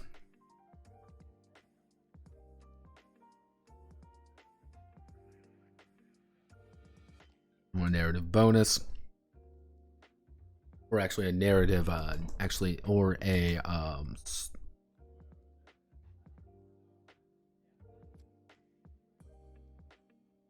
let's say I'm in a fist fight, bang, bang, bang, where I can either do +3 damage, just hit them, bash them a little bit harder, which is pretty good. I mean, that's it could possibly knock you over. Or it's something like, I'm fist fighting you or something, and I hit you right in the gut. You kind of reel back a little bit. I clearly hit something bad. Like, okay, now I have the advantage. I have momentum now. Like, okay, I'm doing good. I should say, or add +1, or add +1 momentum value. There we go. Actually, we'll do +2 momentum value.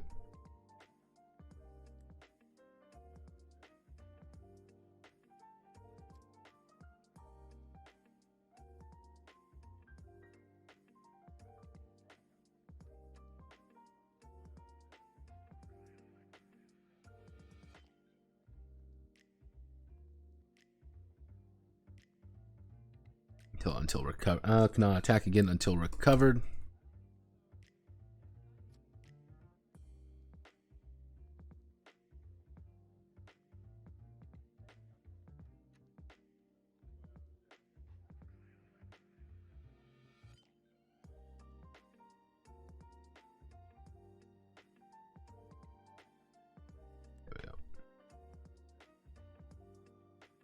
So it's kind of like one of those things where you have to burn an action to recover. That's kind of a bad thing, you know. Oh no. You know, you roll one disastrous result. You can't attack again until you recover. I'm going to ammo's not really going to be a thing, really. So it's going to be bang, bang, bang. I've run out of ammo. It's just like, okay, my revolver's dry. Fuck. You have to use a dedicated action to recover from it. You're reloading something. You're doing something. You know, you kind of take the, you know, you've been hurt a little bit. You know, something is, you kind of stumble a little bit. Clearly something bad is happening. You have to take the sword out of the fucking, you know, floor or whatever. That's how it is. Or you just suffer a flat momentum value loss, which is like, they're going to be able to act further. So it's like, well, you're not doing this. However, you're at a clear disadvantage now. Something has gone to make sure you have this problem. Okay, so that works. Let's see. For a degree of success, we're increasing damage. This is why I say things can get pretty lethal if they roll over a certain amount of value. Certain damage value. Which is like, oh no, I have taken damage. I'm in danger. Attempts to injure a combatant. Actually we can do we'll do recovery. Breather. The Vagabond takes a moment to compose themselves. They gain a +2. They gain a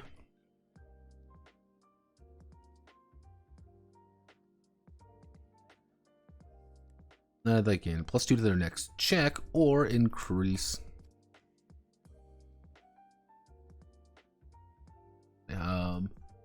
Actually, they gain +2 to their next. Actually, no, they gain a +2 to their next initiative. Their next initiative roll. Their next initiative roll can be done twice. Can be done twice. Taking a breather is kind of the neutral option. I don't want to do an action. Oh, I'm going to do a breather. You just get a flat bonus. It's just a raw bonus. Nothing more, nothing less. Or do we add a d6 to it? Do we add a d6? So it's like no. You can do this once. Like this is just a +2 to it. Nice little bonus. Yeah, can be done twice. So in case you choose to do a third action, you can't breathe twice and get a +6. You can't do that. You can breathe twice, get a +2, but you can't do it a third time. Kind of dissuade against that. But you can burn your entire turn just to get like a little bit of an advantage on it. Which is going to do recovery. Takes time to recover from an effect. Recover an effect or issue or problem or disaster affecting them. From an effect or problem they are currently facing. Reloading a gun. Reloading, so it'd be like reloading a gun.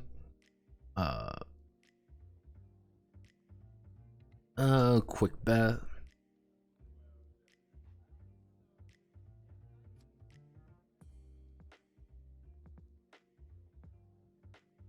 Unjamming let's see, reloading a gun, unjamming a rifle, pulling a sword from a stuck in a wall.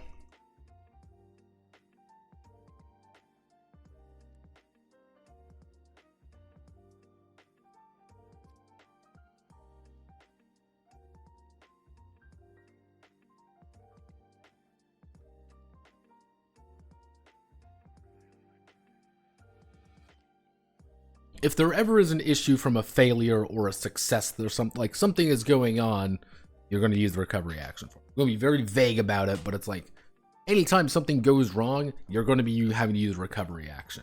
And it could be something you've done, for example. It's like, oh no! You know, it's you've been bonked over the head or something, you know, it's like, or, you know, combat begins, you've been clubbed over the head. You're fine. You're not unconscious, but like you're kind of not doing too hot. We'll do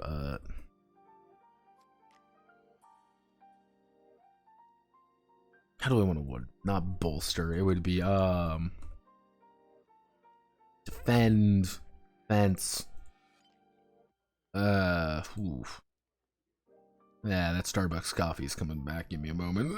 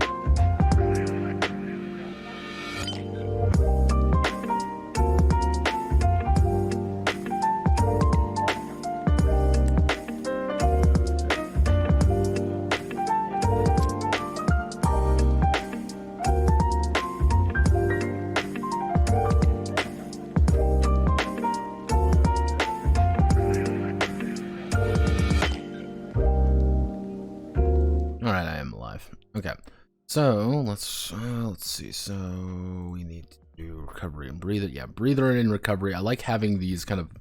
I usually like having options like this just in case it's like the do nothing option rather than just do nothing. You at least can do something for it. You get something out of the equation, even if it's not much. Defense. What we're going to do is we'll just do defend. I think that's a good one. The vagabond takes a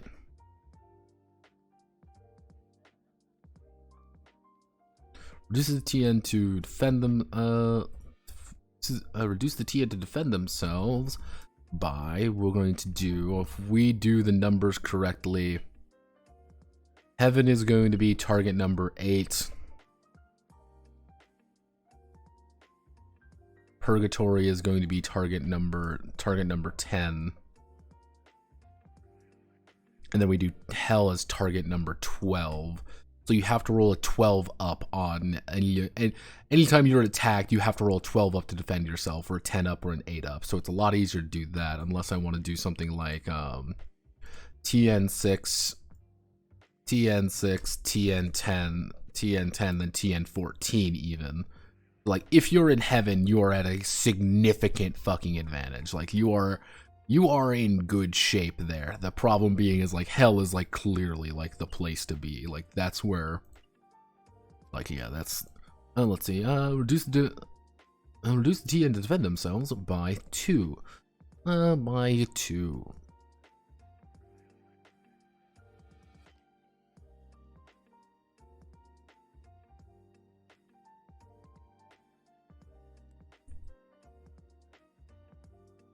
Choose to give this benefit. Let's see. The vagabond can choose to give this bonus to any other vagabond in the same section as they are. Same section as they are. So it's kind of like the idea is just like, if you defend, you can give your defense bonus to somebody else. Like, I have a defend, I'm going to defend you. Like, because you need, like, I need to defend you, I'm going to defend myself a little bit. But it's like, clearly, like, here it is.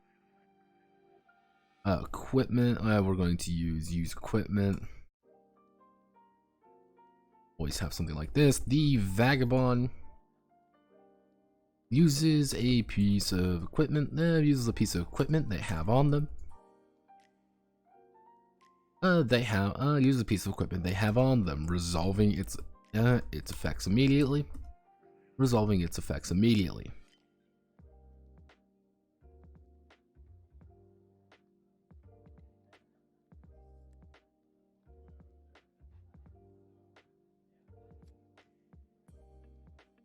Is large or is if the equipment is large or cumbersome, this action takes 2 actions. Actually, this takes 2 actions. So if it's kind of like a weirdly large item, like I want to shove over this statue or something like that, I want to use this rocket launcher. Yeah, that's going to be 2 actions just because it's going to take you some time to pull it out and shoot the damn thing. Maneuver, which is going to be the Vagabond. The Vagabond makes a dedicated effort to change their position. Makes a dedicated effort to change their location, but not their position. The Vagabond can move. Yeah, let's see. Can move a number of yards. Move a number of yards equal to their conflict plus their adventure plus conflict. So I mean, let's see. That's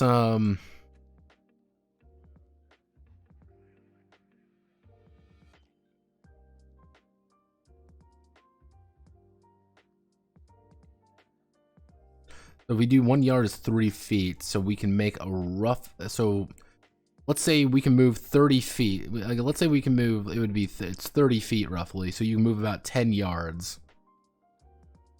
Yeah. Okay. So let's think that works. That works pretty well. Not great, but it works. Number of yards equal to their adventure plus. Let's see. Their adventure plus conflict plus. We'll say plus 2.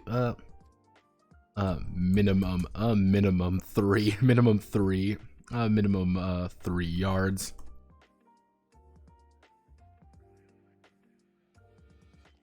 Let's see, can move a number of yards equal to their adventure plus conflict. Minimum 1. Minimum of 1. Actually, no. Can move a number of yards. Can do equal to 3. So 3 yards would be 9 feet. 9 it would be 3 plus. It'd be 3 plus 3 space plus adventure plus conflict. So maximum you can move 8 plus 5. It would be 5 as well. So 13 yards. 13 times 3. So if we do 13 times 3, that would be 39 feet in a single round. But mind you, you're fucking ripped at that point. Like you are. If you are like 5 adventure, 5 conflict, you are like Superman at that point. You're insane. But yeah, move number of yards equal to. So we can do 2. So the maximum would be 12 yards.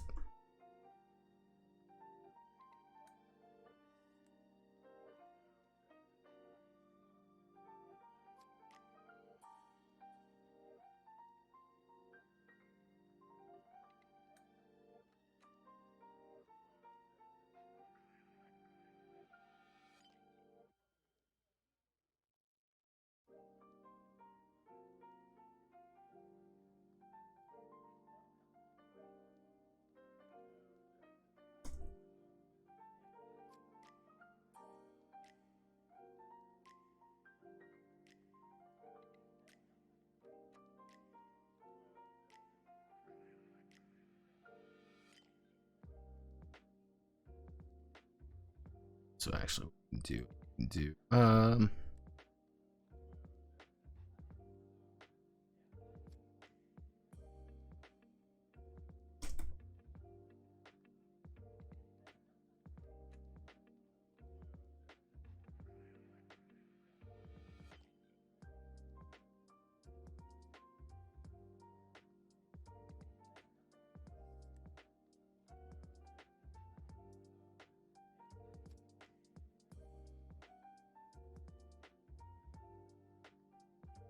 see, the most common of these. Let's see, the most common of these is let's see, temporary.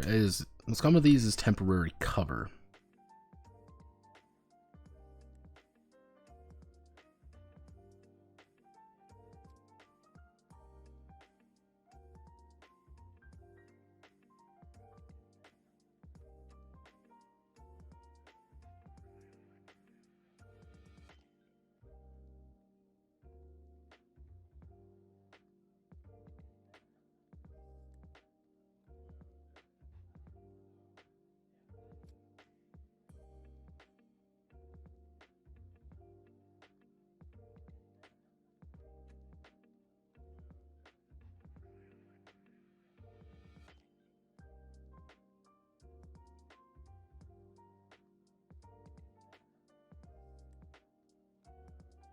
There we go.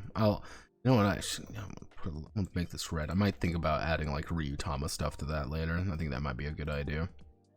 So certain battlefield location may only be certain sections of Eden. The battlefield location may be only certain. Let's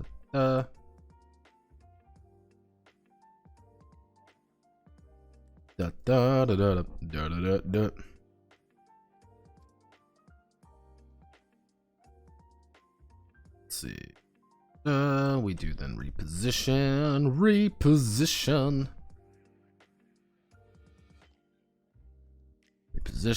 the Vagabond.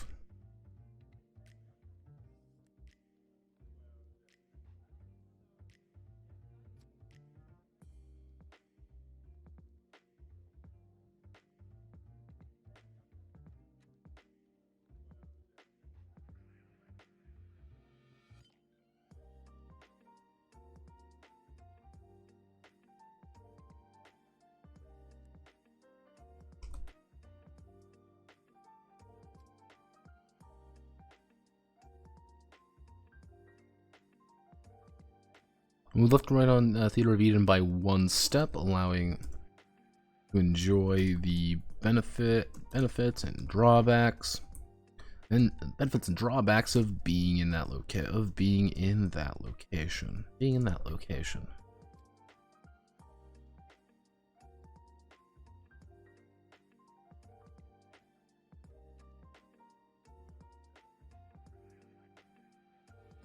And we do our final one, which is always going to be other, which every game should have the other action.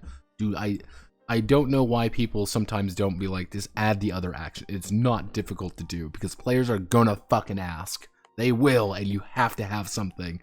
The Vagabond performs an action not covered elsewhere. Not covered elsewhere. This can involve making a skill check, interacting with an object, or attempting to converse with the enemy under fire. The Vagabond will either perform the action, or be hindered for their efforts, or will make a check, to see if they are successful or not. What I should do is should put delayed actions in here, but I'm gonna do that as a side note because it's again not really a big thing. Here's what I can do. I can do something like this. Resort this out kind of in a nicer way. We put we'll do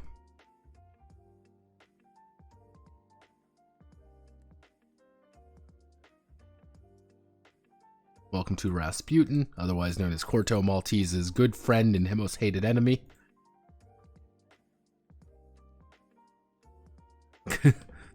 The guy, Corto Maltese's best worst friend. What's a good image of Rasputin? Because Rasputin's a dick. You gotta remember that. He's just this asshole that always ends up in situations where he really shouldn't be. But he's also one of Corto's most stalwart companions. Guy who always shows up to help. Or at least sometimes. We'll do...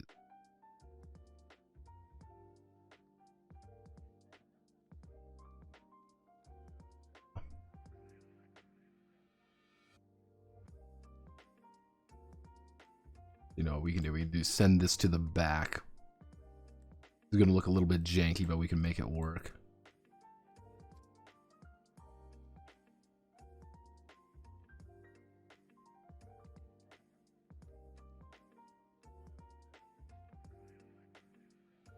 There we go. See, what I would like to do is have like certain things be like, oh, this counts as being behind, but not this. I would like that, but I know that's not really going to be a thing very easily in this kind of thing. Let's add in just the side note real fast. Side note, delay actions. Side note, delaying actions. If Vagabond wishes to delay an action until an event occurs.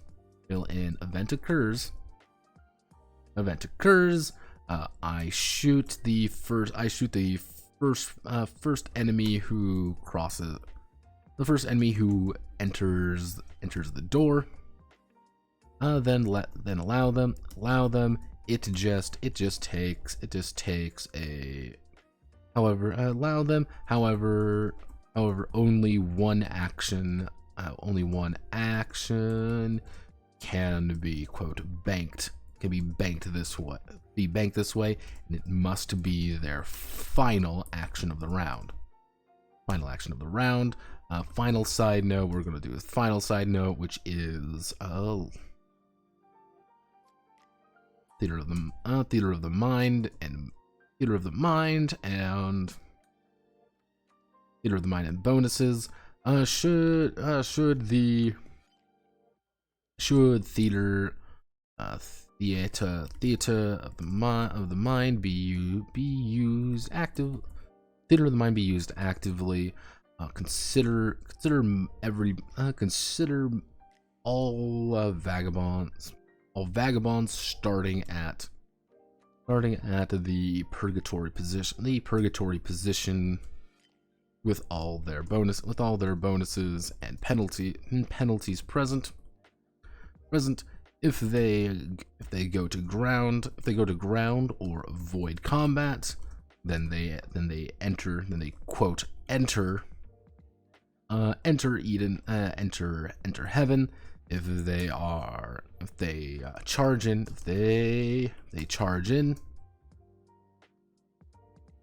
then they have entered hell. A bit looser with theater of the mind. It's a bit looser with theater of the mind, but it works. There we go. I'm gonna keep delaying actions kind of like a side note because I actually don't usually like delaying actions because they're very annoying. And what delaying actions, if you use like too detailed of a delaying action thing, what happens a lot of the time is that players are gonna look at it being like, oh, well, I'm just gonna delay my action because that's just the smartest thing to do. Oh, I'm just going to delay my action.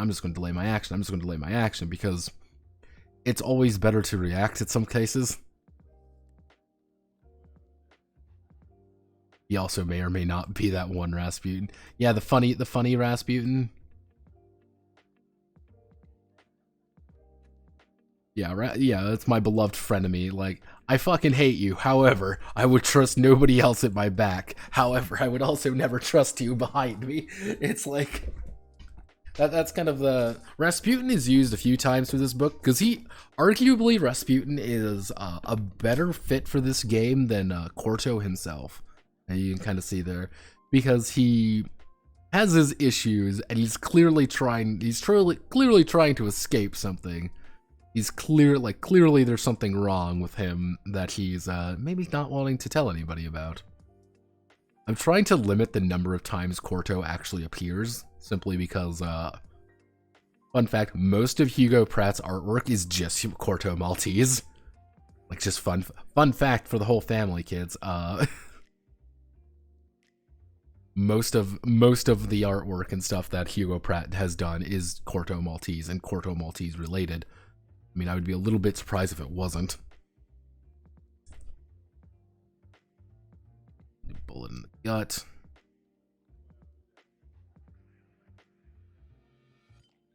Ah, there we go.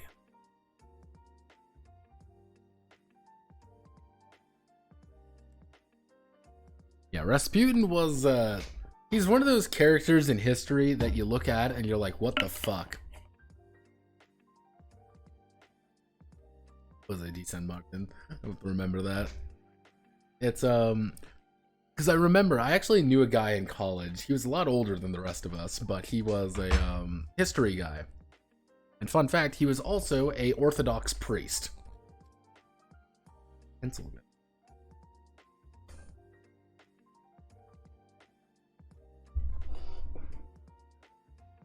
Not my pencil anymore. Weird.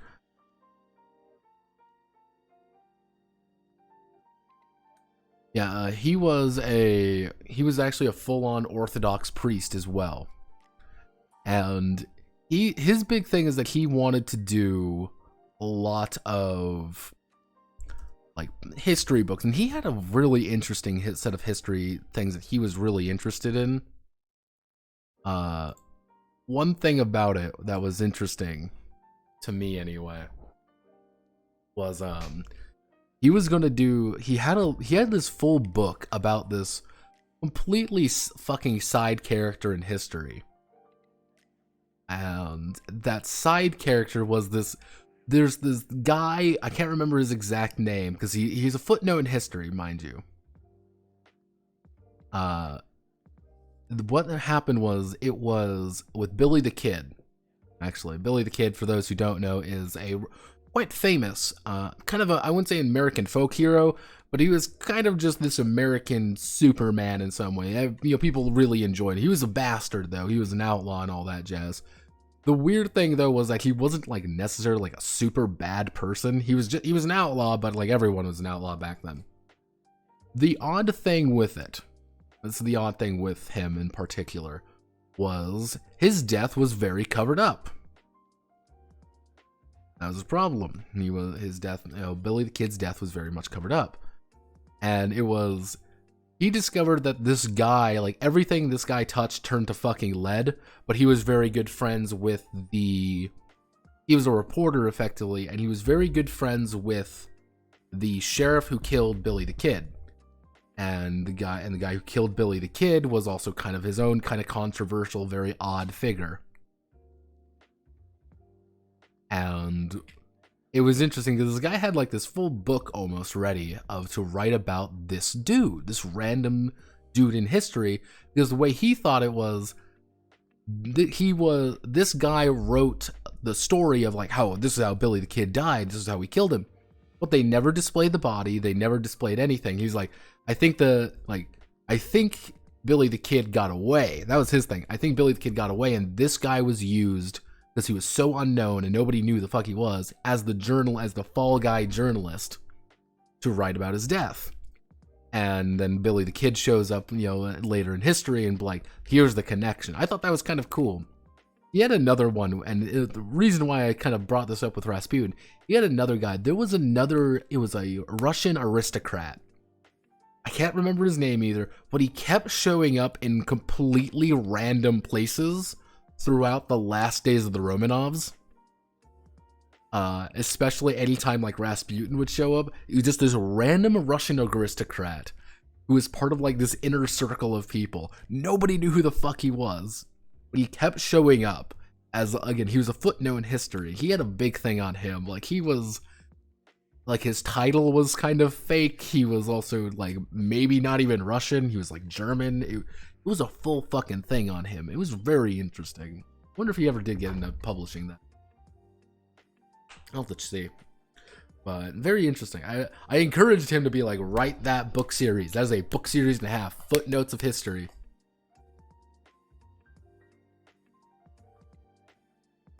But I'm weird like that. I love learning about like really obscure people in history and the shit they end up doing. Because sometimes it's like, oh, this is actually a pretty cool set of people. Other times it's like, oh no, oh no.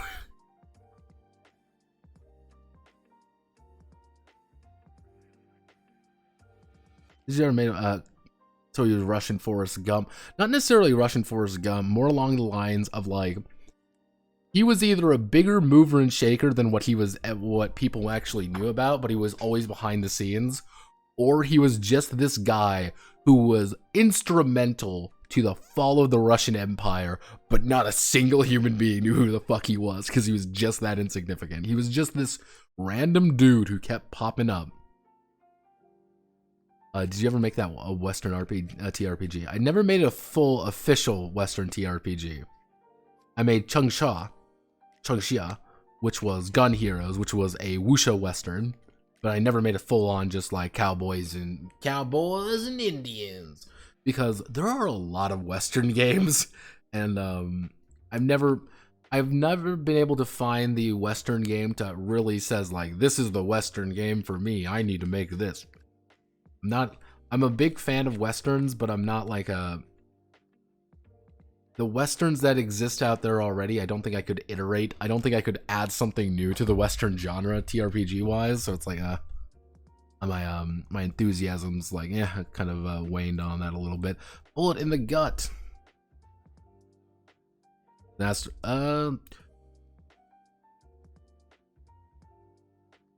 during combat. During combat, the vagabond's position on the board will dictate if they dictate their defense target number. Their defense TN. This represents their ability to avoid harm by ducking behind cover, parrying a blow, or simply dodging a left hook. However, if they fail their check, they'll fail their check, and they are unable to recover it.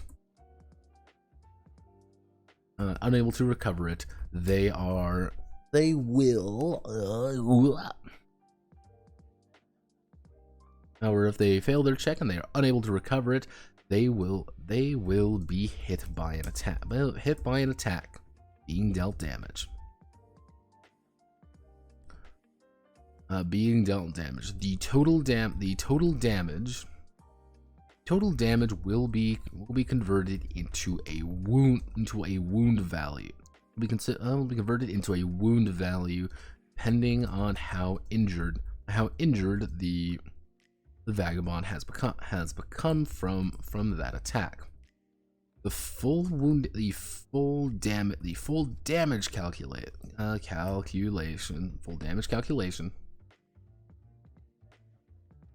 calculation is the group. It's going to be enemy damage. It's going to be enemy damage plus degrees of failure, and plus modifiers. Degrees of failure plus modifiers. So we'll do. I'll put a footnote right here. Footnote. For example, the enemy is dealing 1d6 plus 2 damage. 1d6 plus dealing 1d6 damage.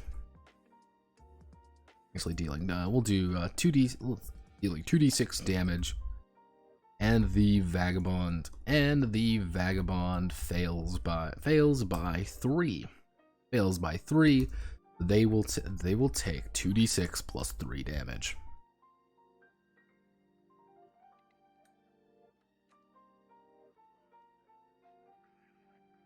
is then converted into a wound, into a wound.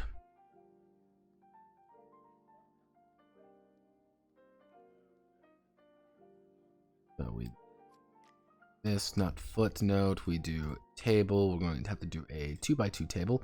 Kind of want to just highlight, like, yeah, this is kind of how damage works. Like, if you really fucking fail, like, you're gonna hurt for it. But it's not like you get, like, your HP reduces by 2d6 plus 3. It's like you've taken... Actually, what I can do, we want to mimic the look of this one up here.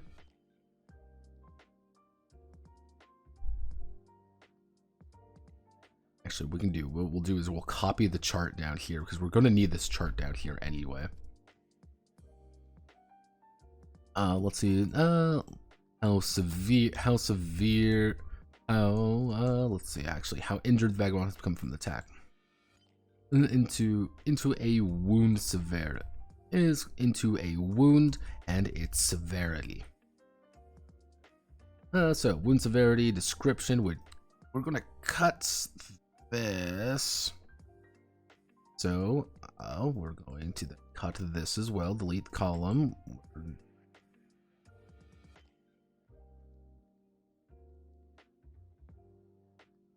Put you on the left.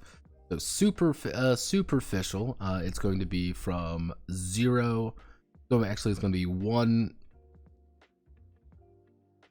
to, we'll do like 1 to 5 damage, 6 to 10, 11 to we'll do 15, and then 16 plus.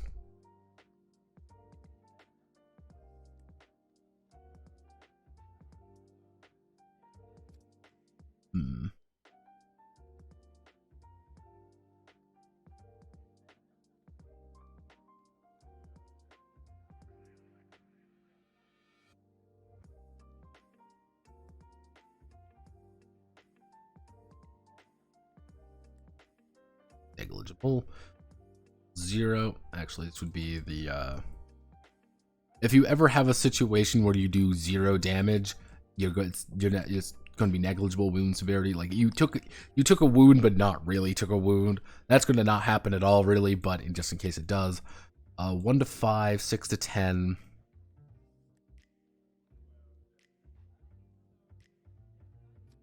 So even like 2d6 plus 3, for example, like I rolled 3 plus 3, that's 6 damage. I would have already taken a light wound. Like, that's pretty bad.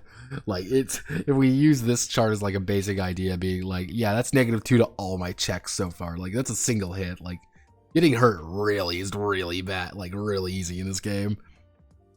Half of me wants to bump this up to like 8, for example. Like, no, 6.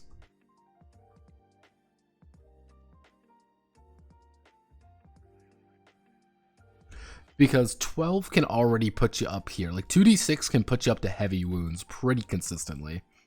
And if you fail pretty drastically, you might be on like fucking death's door like very quickly. That, like, it's a bad hit is gonna really hurt.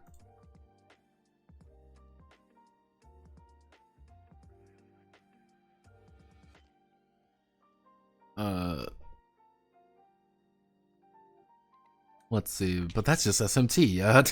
How does one balance an elemental advantage and disadvantage system without ending up with one element being trash of everything? Like grass type.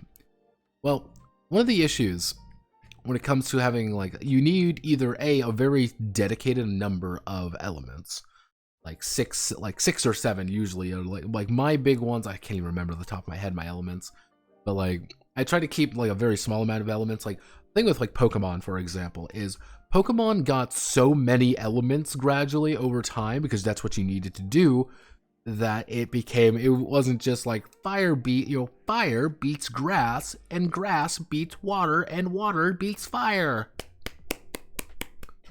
Yay, we did it. No, it became a lot more complex than that. Now you get shit like fairy versus dragon. And like dragon has its own problems against like fighting type. Fighting is a type, by the way, That's not even dealing with shit like neutral type. It's that's one of those things, like, keep it controlled. That's how you kind of balance it out. And like, I think the other big thing is make sure that there's always a consistent advantage and disadvantage to everything. That was like one of the big things I did with Nautomons. Is Nautomons does have like the elemental chart, and it's a very important part of Nautomons. The thing is, though, you can constantly improve your Nautomons to make them a lot you can make them a lot easier to fix things up with not in that. So it's like, oh no, my grass type is really weak. Cool, I'm gonna add fire to my grass type so he's on fire permanently because I hate him. I hate everything. Japanese fighting and dark types are hero and evil type. Yeah, I mean, yeah, see, the thing with my Pokemon is because there's so many fucking Pokemon now. Let's actually do a look. Why not? Fuck it. Fighting dark type Pokemon. I know it exists right here. Yeah. Pangoro, dual type fighting dark Pokemon introduced in Generation 6. You want to play a Panda? The daunting Pokemon. Yeah, like, ta-da, a Pancham. Pancham's just a fighting one. So you can play a Panda, but then you can get a mean Panda that just beats the shit out of you and your problems.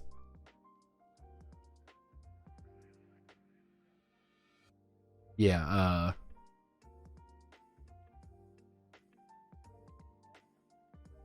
you kind of see all the, yeah, like, I'm curious, what's all the, I want to see all the element. Give me all of the types.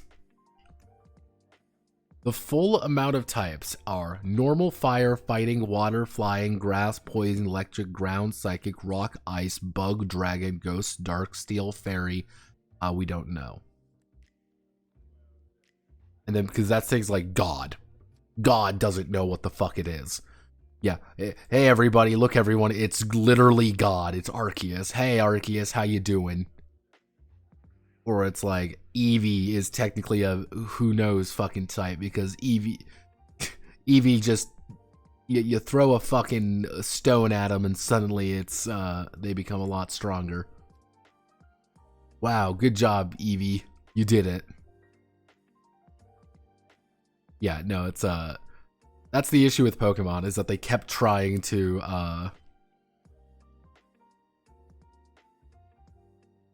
yeah, it does it.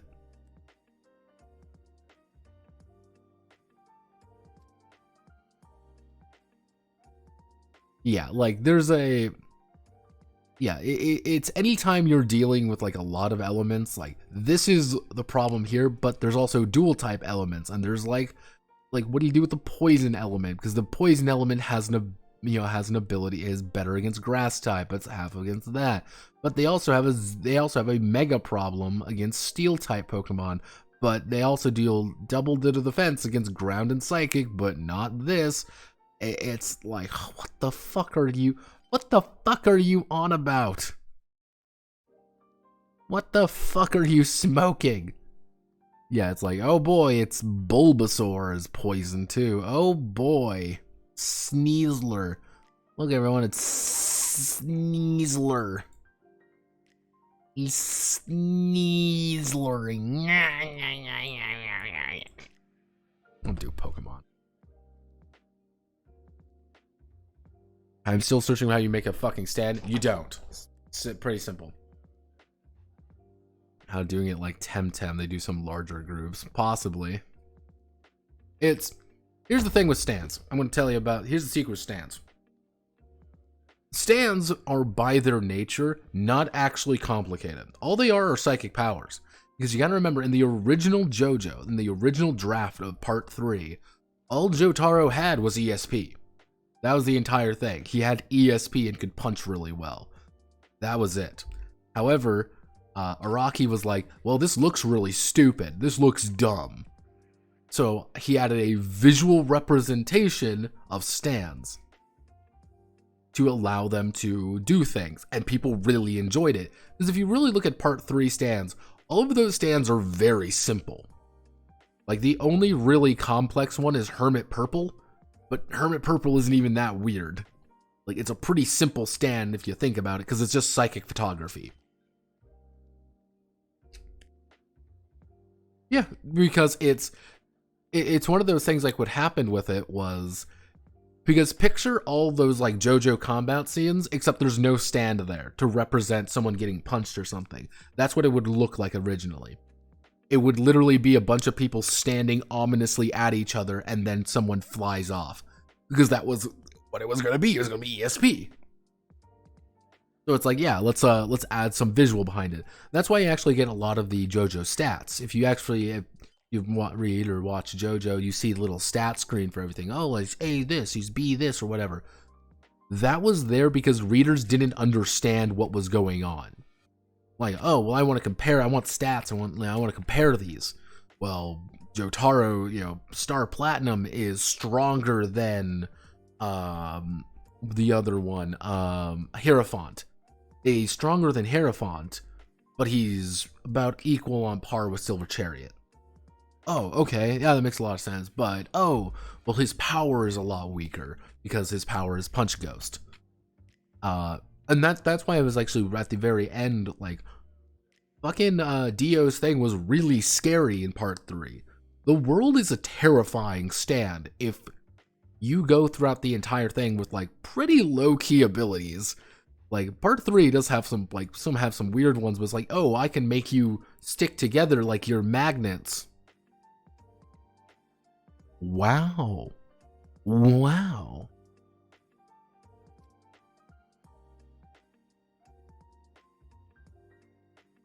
Yeah, and it's like, wowzers, that's not really that, like, compared to later iterations, especially, I would say part 5 is when things started getting really weird.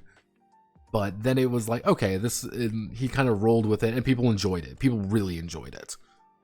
And part 4 I think part 3 was the longest, and I'm like, if I had to rate all the JoJos, fun fact, part 3 is not my top one by far. That either goes to part 5 or part 7.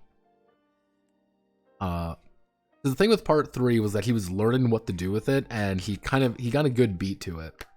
Part 2, but I kind of consider part 1 and part 2 their own thing at this point. Like, they're kind of their own thing. Like, yes, they're connected, however, they're also not connected at the same time. Like, you can go like watch part 3, or you can watch part 4. You can watch those ones pretty much independently of part 1 and 2. Like, I think that's its own pretty valuable thing in my book. I would say part 4, I did not like part 4 originally. I did not like part 4 very much. I'm like, oh, this is kind of lame, this is like, Josuke's not really a cool character. Okuyasu's so fucking annoying. Koichi's kind of like, eh. But it's like, I remember there was someone posted an interview with him. It was like when it was being published here, but it was his description of Morio was, I'm like, okay, I appreciate this more after I read this, which was, Morio is Araki's happy place. That is his place that he loves, because it was modeled after a town he used to visit in summer when he was a kid, and that was what he modeled it after, and that was his good place. Morio is a happy place. Nothing goes wrong in Morio. And if you really pay attention to it, all the things that go wrong in it are either people who mean well but maybe don't do it well, or outsiders. People outside do things to break something or break the happiness. Yoshikage Kira, for example, he is a psychopath. He is a complete fucking nutter that kind of ruins Morio because he's a part of it. It's like you are a bad thing in the good part, and that's the issue. It's like, oh well, yeah, it's one of those things, like, you're a malignant factor in this happy place. That's kind of the idea. Like, you aren't really supposed to be here. You are a psychopath ruining the happy place. And that's like one of the big things about it. Because he is actually, he modeled fucking Koichi after himself. Yes, Araki is Koichi, everybody. You gotta remember that. He's not Josuke. Josuke was modeled after, like, his friend or something. A guy he knew, and pretty much, like, when he was in that summer, like, Josuke was that guy. So it's like, I appreciated it more after, like, learning more about that. I'm like, okay, I get now what you were going for. I get kind of the idea. Yeah, no, he was Koichi. That was, I think Rohan, I think he put a little bit of Rohan in him. Like, there was a little bit of him in Rohan, of course, I think so, but it was like, there's a reason him and Rohan are, like, Koichi and Rohan are best friends. There's a reason for that. Is because he's a little bit of A, a little bit of B. I liked part 5, again, I like part 5 the most. Because I like Giorno. Like, I like Giorno a lot. I like Bucciardi a lot. I think the idea behind that one is a lot tighter than part 3 or part 4. Because it's like, okay, this is pretty solid. I really enjoy this. I like the mystery behind it because, like, the boss had a cool power. Once you get the explanation of how his power works, I'm like, holy shit, this is awesome. This is a really cool power. And I think we started seeing a lot more of the cool stands in part 4, and part 5, I mean. I think things started kind of being a little, I think he started experimenting more, and I really liked that. I think the problem with part 5 is that he fucking forgot half of the plot half the time. Gold experience changes all the fucking time.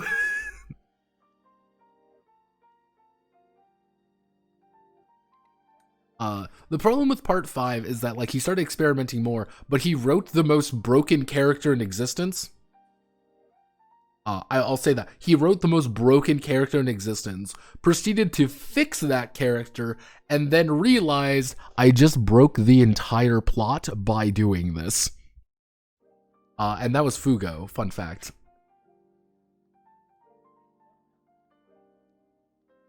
Yeah, it's a really vague, like, Gold Experience is very vague. Yeah, and the thing is, like, I like that idea of it. I think, honestly, I think the anime did a really good job of it, of kind of, like, explaining how it worked and kind of some of the more visual aspects of it. Like, I think it works a lot better than in the manga. That's my kind of, my hot take a little bit. It's very odd, I liked it a lot, mostly because Bucciardi, I love Bucciardi, because it's just like, yeah, I'm fucking in, I love this guy. Part 6 has one issue, is that I don't give a shit about Jolin. I didn't like Jolin as a character, I didn't like any of the, like, the JoJo crew of part 6, really. All of them were just kinda... Here's the thing, I felt sad when people got hurt in part 5. I felt genuine sadness. I was tense when people were getting injured. I was like, no, Misto, no! No, Misto, please don't get hurt. I love you. I think you're a great deal. No, fucking Fugos, don't get hurt. I like you. It's like, no! Like, I like the idea of, like, I want to protect some of these characters with part 5. Part 4, I liked all the JoJo crew. Even Okuyasu kind of grew on me because it's like, yeah, you have this stupid fucking overpowered ability, but doesn't matter. If the stand user's an idiot, the power is useless. And Okuyasu's an idiot, never knows how to use the hand. I like that idea. I like Josuke's power a lot as well, because it gets a pretty good use, and he uses it very creatively. I would say part 6 has the issue of just its characters aren't written. I don't know how to word it. They're there, but it feels like they don't have time to breathe. The characters I like most in part 6 are Pucci and Dio. Yeah, I like the villains. I like the villains of part 6 because they have a lot of character to them and they're allowed to kind of get a lot of character where the protagonists aren't really. What's Gold Experience's powers? Yes. Gold Experience can roughly convert inanimate objects to living things. That's the that's kind of the idea. It's so he can convert, say, he can convert a I'm trying to think of something. I'm trying to think from the show. It's been a while since I watched it. let's just take, for example, he can convert a key to a bug, to a ladybug or something. And then he can, that ladybug can do things to what he wants to do. However, like early on, it's like if he hits somebody with gold experience, they go faster than they are supposed to. Sometimes he can change inanimate objects to animate ones. Sometimes you can change living objects to inanimate ones. He changes a banana to a gun at one point. He changes a gun to a banana. And it's like, the problem with gold experience is that golden experience does everything it needs to do at what the plot demands. And that's one of the problems with it. I always say that about part 5. I like part 5 because I like the characters. Well, I think the problem with part 6's setting is that they don't do a lot with it. Because you go from, the weird thing is, you start out, this is just a JoJo talk now, I'm sorry everybody. You start off with part 3, part 1 is set entirely in England, but you do go to quite a few different places in part 1. It's a very bigger one, and you get a lot of information. Part 2 is a globe-trotting adventure. Part 3 is a bigger globe-trotting adventure. Part 4 takes place in a single town, but that town feels very large. It's clearly like a very big and very personal place, and you start to learn about all the characters. Part 5 takes place entirely in Italy, the country of Italy. And you do go visit a lot of different places. You go from Venice, you're in Rome, and you're in Sicily. But the problem is, in part 6, you're just in a single prison, and it's just single location, and you don't get that much room to maneuver. And if the characters were stronger, you can make it work. That's the thing. But the characters aren't stronger. That's the problem. Part 7 I like part 7 quite a bit, because part 7 is entirely kind of its own separate thing, and it's just a odyssey across America. It's a horse race. That's the preface to part 7, everybody. It's a horse race from one point to the other. Well, the big thing is you have 2 characters to follow, and those 2 characters are very fun to follow. And it's like they keep it very tight. I think that's the best way to think about it. They keep it very tight in its character development and its setting, and I do enjoy every character in that one. Zeppeli, Gyro and Johnny are very fun together. They're very cool.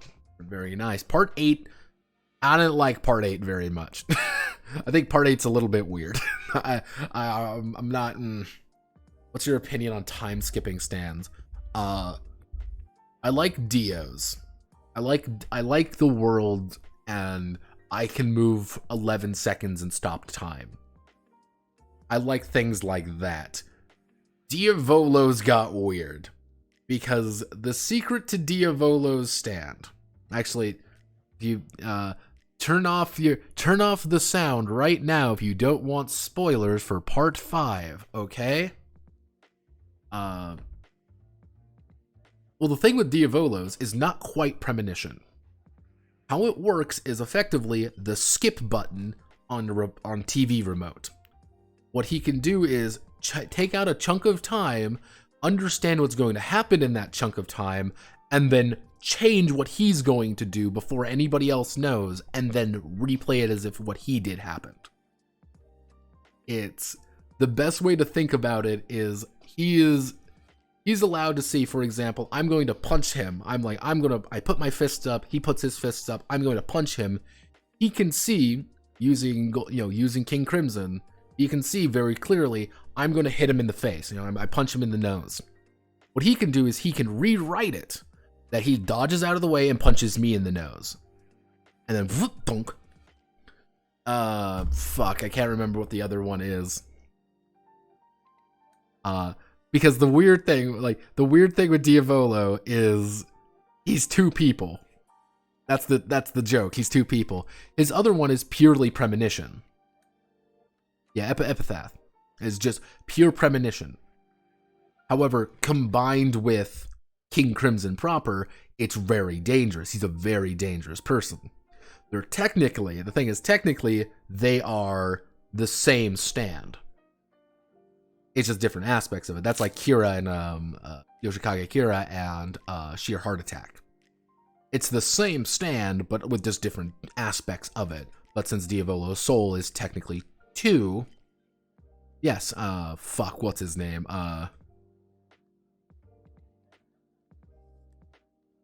Yeah, like, I was surprised Doppio, that was it.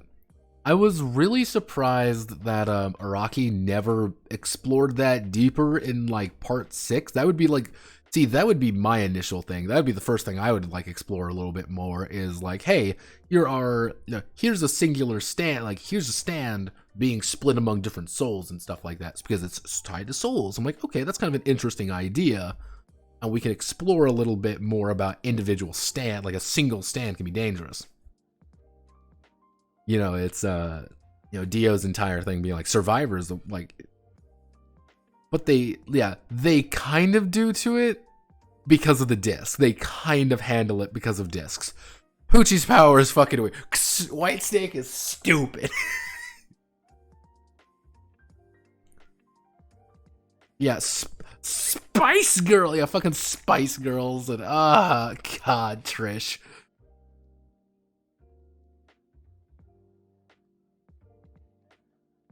Because, like, the weird thing is, like, Trish does have the power to do it. That's the thing. Trish has the power to detect him because they share the same soul. That's the explanation. What was the English translation for it? Spicy lady or something? It was something stupid. That's like Zipper Man. Here, fucking sticky finger, spicy. You just see Zipper Man. It's great. I love it. Every single second of it. I actually have a Bucciardi figure. I have a figurine of Bucciardi right on my desk. He was in a cup for a very long time. Filthy deeds done cheap. Yeah, fucking JoJo JoJo localization is Kino. I love every single bit of it. I love them.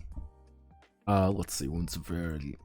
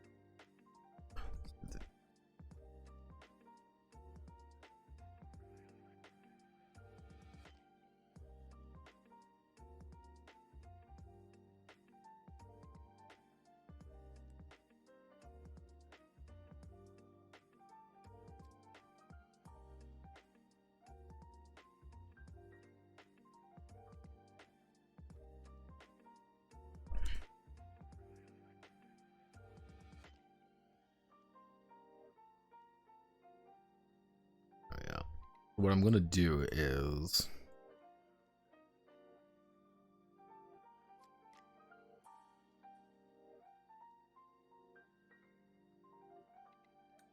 let's see how this looks. We want to grab our example Raphael. How this looks. Raphael is running from the Black Eagle Legion. Let's see, he's running from a pair of Black Eagle Legion stormtroopers after he took a photo of them transporting some questionable goods. During the chase, One takes a pot shot. One takes a shot at Raphael. Takes a shot at Raphael. Takes a shot at Raphael. He is in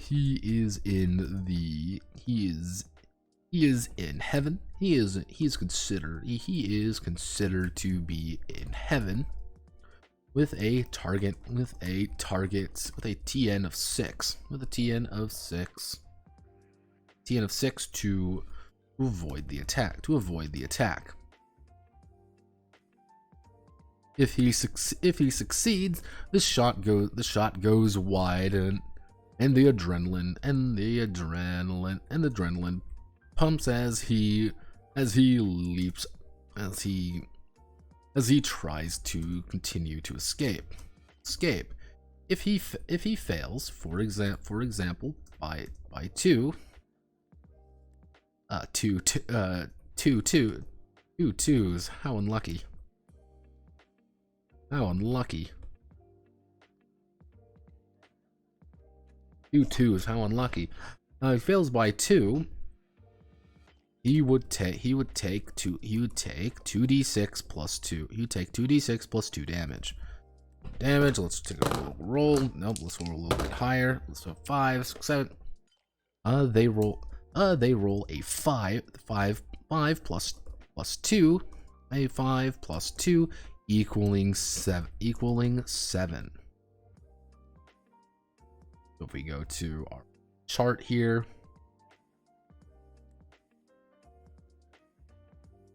getting grazed by the rifle bullet. Getting grazed by the bullet. Raphael has sustained a light wound. He has -2 to all checks, subsequent checks. And checks until he is patched up.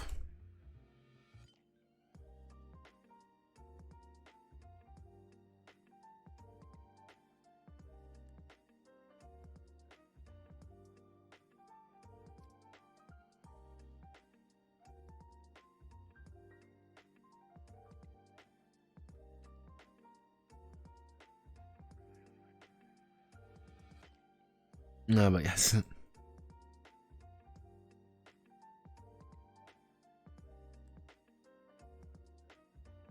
Yeah, no, it's anytime you go for like higher power tier stuff, I think it's a little bit wonky.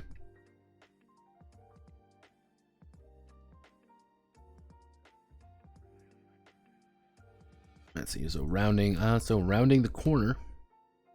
Raphael dives to cover as Igor, his trusted companion readies his rifle as the black eagles around the corner. He takes the shot. Both of them are in. Takes the shot. Since he is in hell, he gets a +2 to all attacks. He gets a +2 to all attacks. I might change that a little bit. But since he is in hell, he gets a +2 to all attacks. Yeah, +2 to all attacks. And the stormtrooper has a survival score of 8. He rolls 2d6 plus his conflict of 4. 2d6 plus his conflict of 4. Adding together.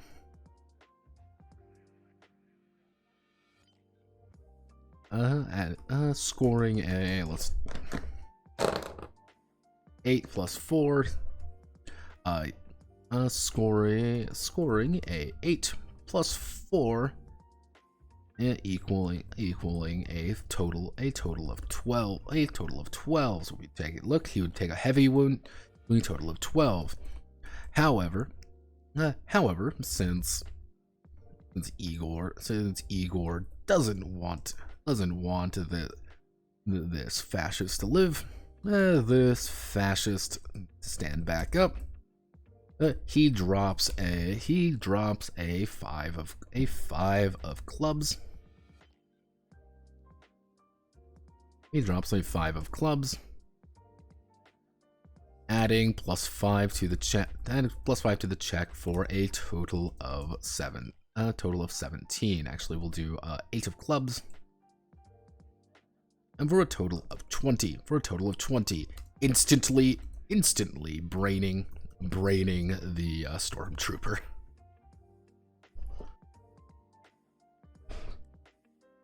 Actually, what I should do is so 16. Actually, we do 16 to 20, and then we do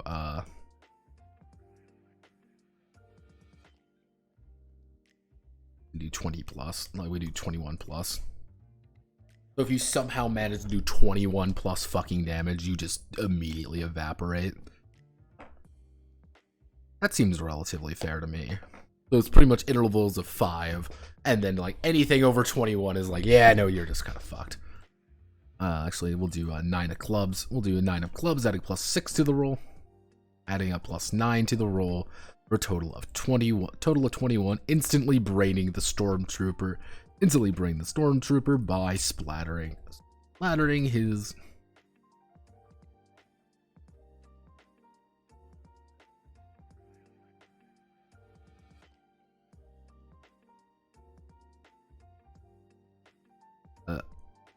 Actually, no. Let's see. So he drops the 9 of clubs, adding +9 to a total of 21. The full damage is going is a 2d6 plus, so it'd be 21 plus 21 minus 8. So let me do some math here. 21 minus 8, so he gets to add 13. Full damage is 2d6 plus 13 damage. For a total of 23 damage. A total of 23 damage, resulting in the stormtrooper meeting a rather grisly end. Grisly end immediately. There we go.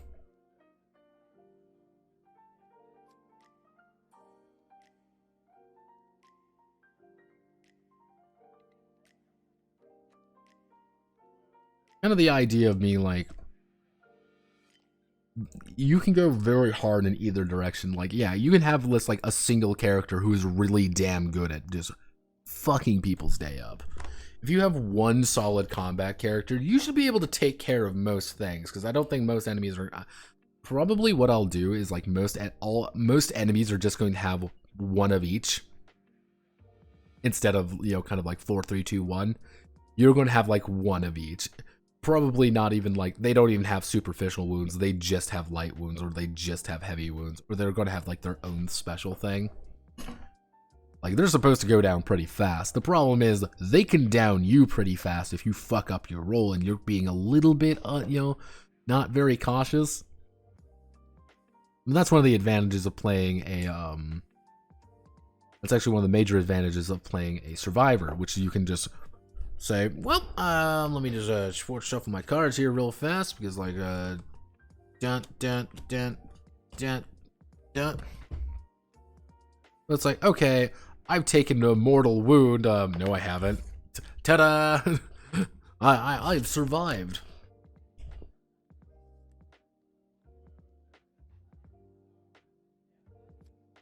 And it's like, Zam, I'm going to die. I'm going to die.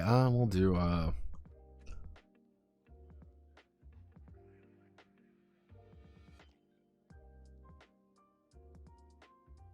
can't tell.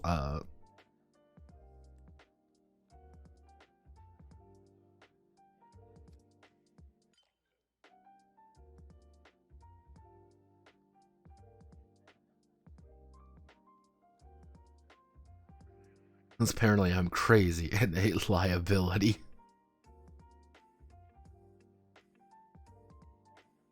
Let's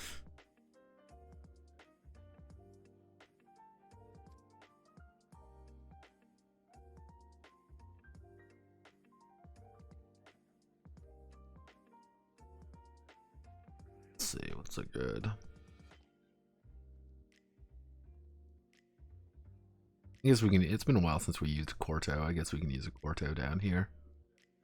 We use a Corto, that means we can't use it for the ship, and do I really want to spend it for the ship? No, but maybe we do like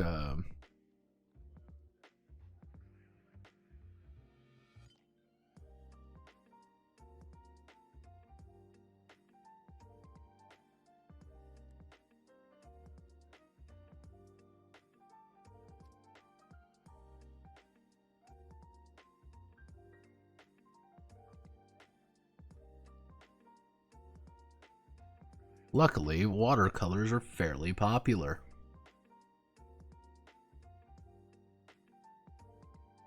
Thank God for romanticism. What I can do is we're going to just like that here.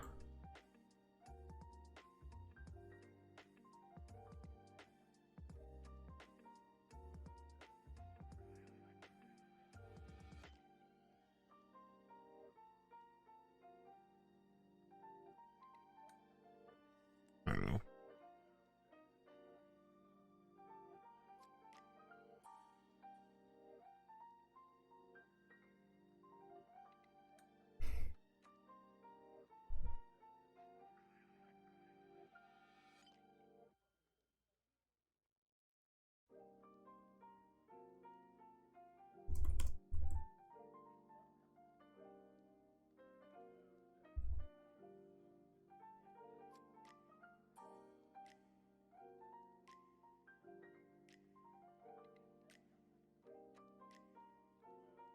While the young journalist was more confused why his friend was waiting with a fully loaded rifle he didn't have previously, he is thankful as the other soldier runs away, probably for reinforcements.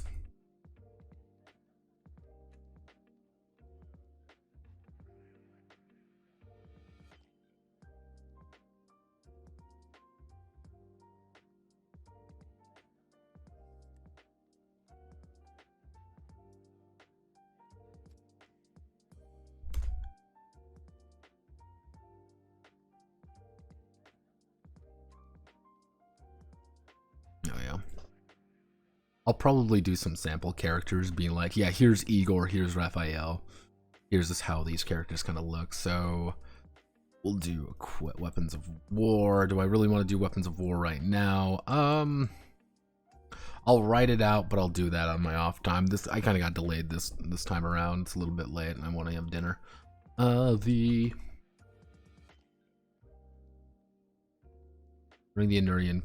During the Inerian conflict, both sides have been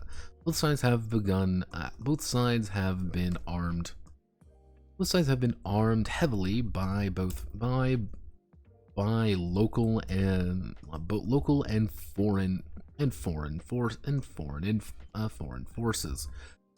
While most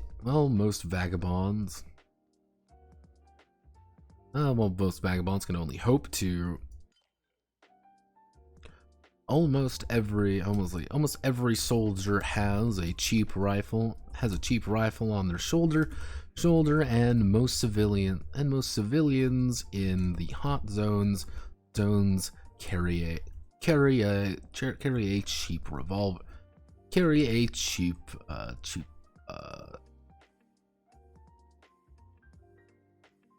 zip gun on their belt for safety. Weapons are common enough in Ineria to not worry. Let's see.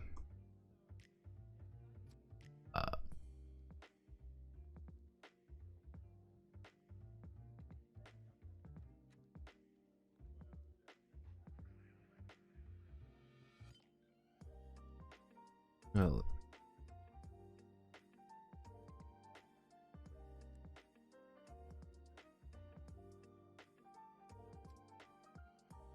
Yeah, so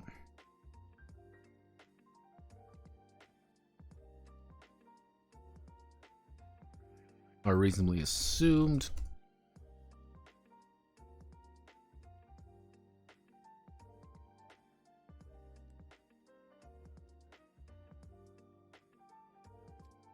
See, the Vagabonds are reasonably assumed to be carrying a weapon of their choice. Though the larger ones are often. Although the larger ones are often consigned to the more official or more unofficial elements of a vagabond crew.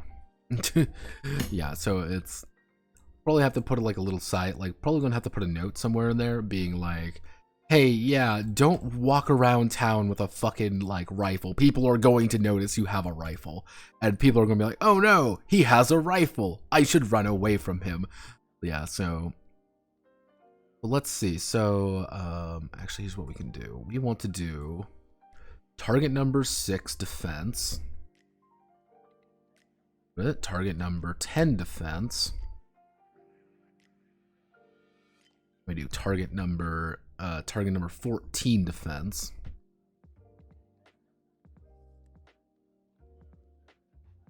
-2 to hit, +2 to hit. We want to add bonus damage to being in hell, or actually,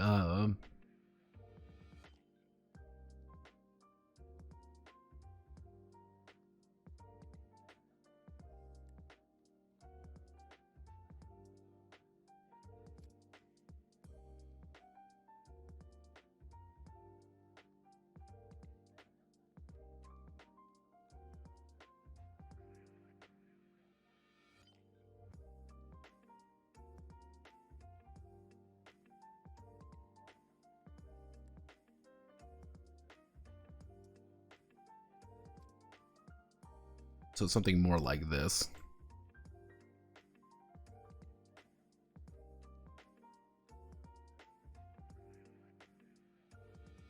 So it's a lot harder to defend yourself. However, didn't mean to click that button. Ugh. A lot harder to defend yourself. However, you have the counterpoint of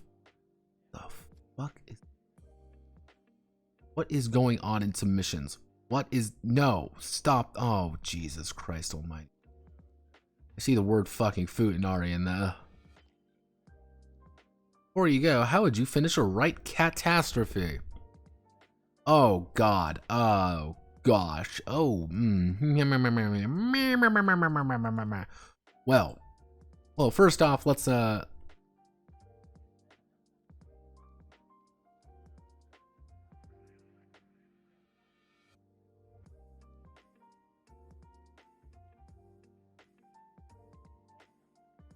establish catastrophe first. We gotta establish this first.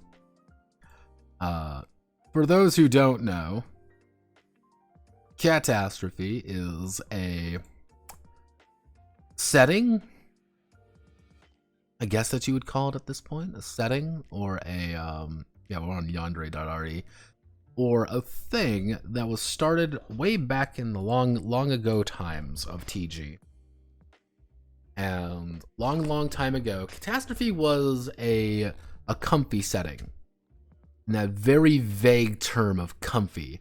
Yes, the entire idea was that the apocalypse happened. However, humans left pretty much genetic offspring, you could say, kind of like they were cloned effectively or something similar to that as the sole survivors. In catastrophe, the world is over. However, people are recovering, people are rebuilding. However, they are all cat girls, cat boys, and various other animal-esque people. However, there's 2 versions of catastrophe that I know have been made. One's a Fate game, one's like just full-on Fate. One is, I believe, to be like a 2d6 game. Someone posted it in the server. I didn't read that one. I just read the Fate one. However, catastrophe has been kind of a As I said in my video about Catastrophe, it's been a white whale holy grail for a vast majority of TG for a very long time. It's about the idea of saying, I want to make a comfy RPG, it's gotta be comfy, it's gotta be pleasant, it's gotta be nice and all that jazz. And it's a very low stakes game. How would I develop a Catastrophe game?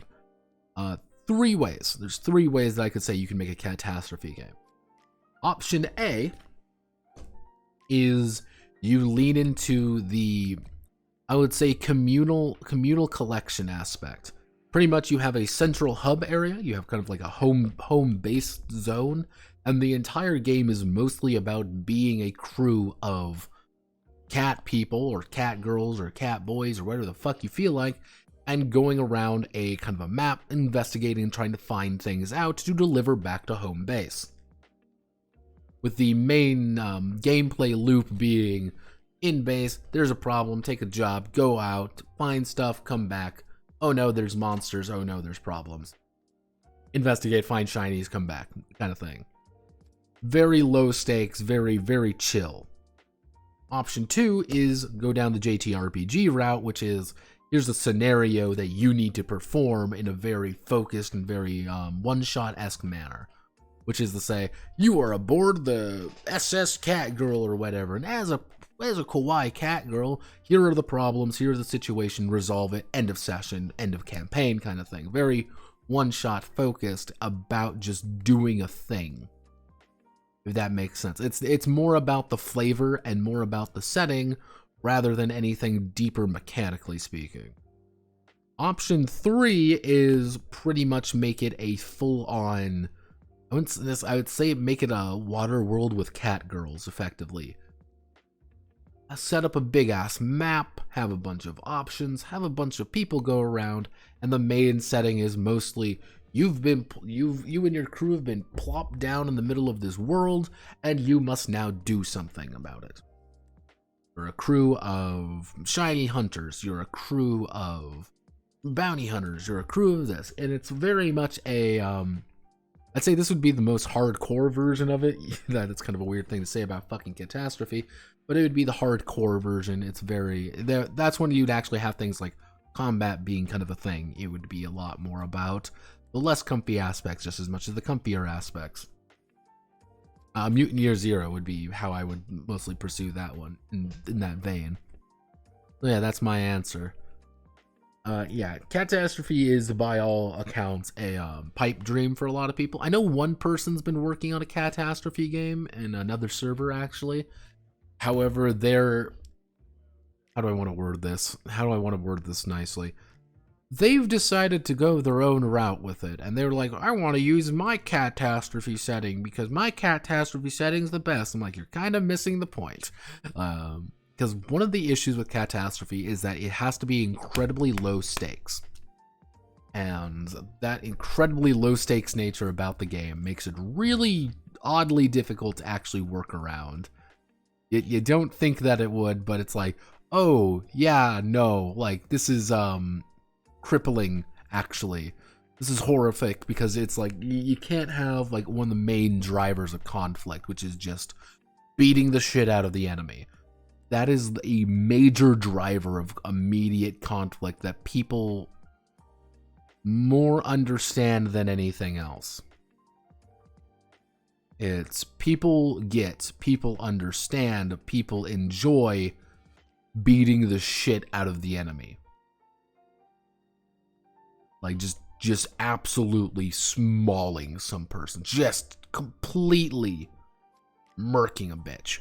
That's what people like doing. That's what people really enjoy. It's immediate, it's something obvious, and I think that's one of the biggest issues with it. So removing that does actually limit a lot of things. So that's my opinion on the Catastrophe. I might do a design thunk on it. I might not. I'm kind of debating on how I want to do that. Thank you all for watching. My name is Notepad Anon. Next Wednesday, we are going to do a Notepad Must Die, and we're going to finish the game up. We're going to finish Song of the White Carnations. In between, though, I am going to finish the boat section, and I'm going to finish the rest of the equipment. That's my goal for today and tomorrow. Luckily, tomorrow's video isn't going to be very long. I don't think it's going to be a very long game. I might actually even do a stream if I kind of get done at a decent hour to kind of do it, because I'm just going over Rod, Reel, and Fist, which is a very light game, and but it's mostly just kind of a conversation about, like, is this game entertaining to somebody? I don't know. But thank you, Godspeed, good luck, and I will see you all at a later time. Goodbye. Blah.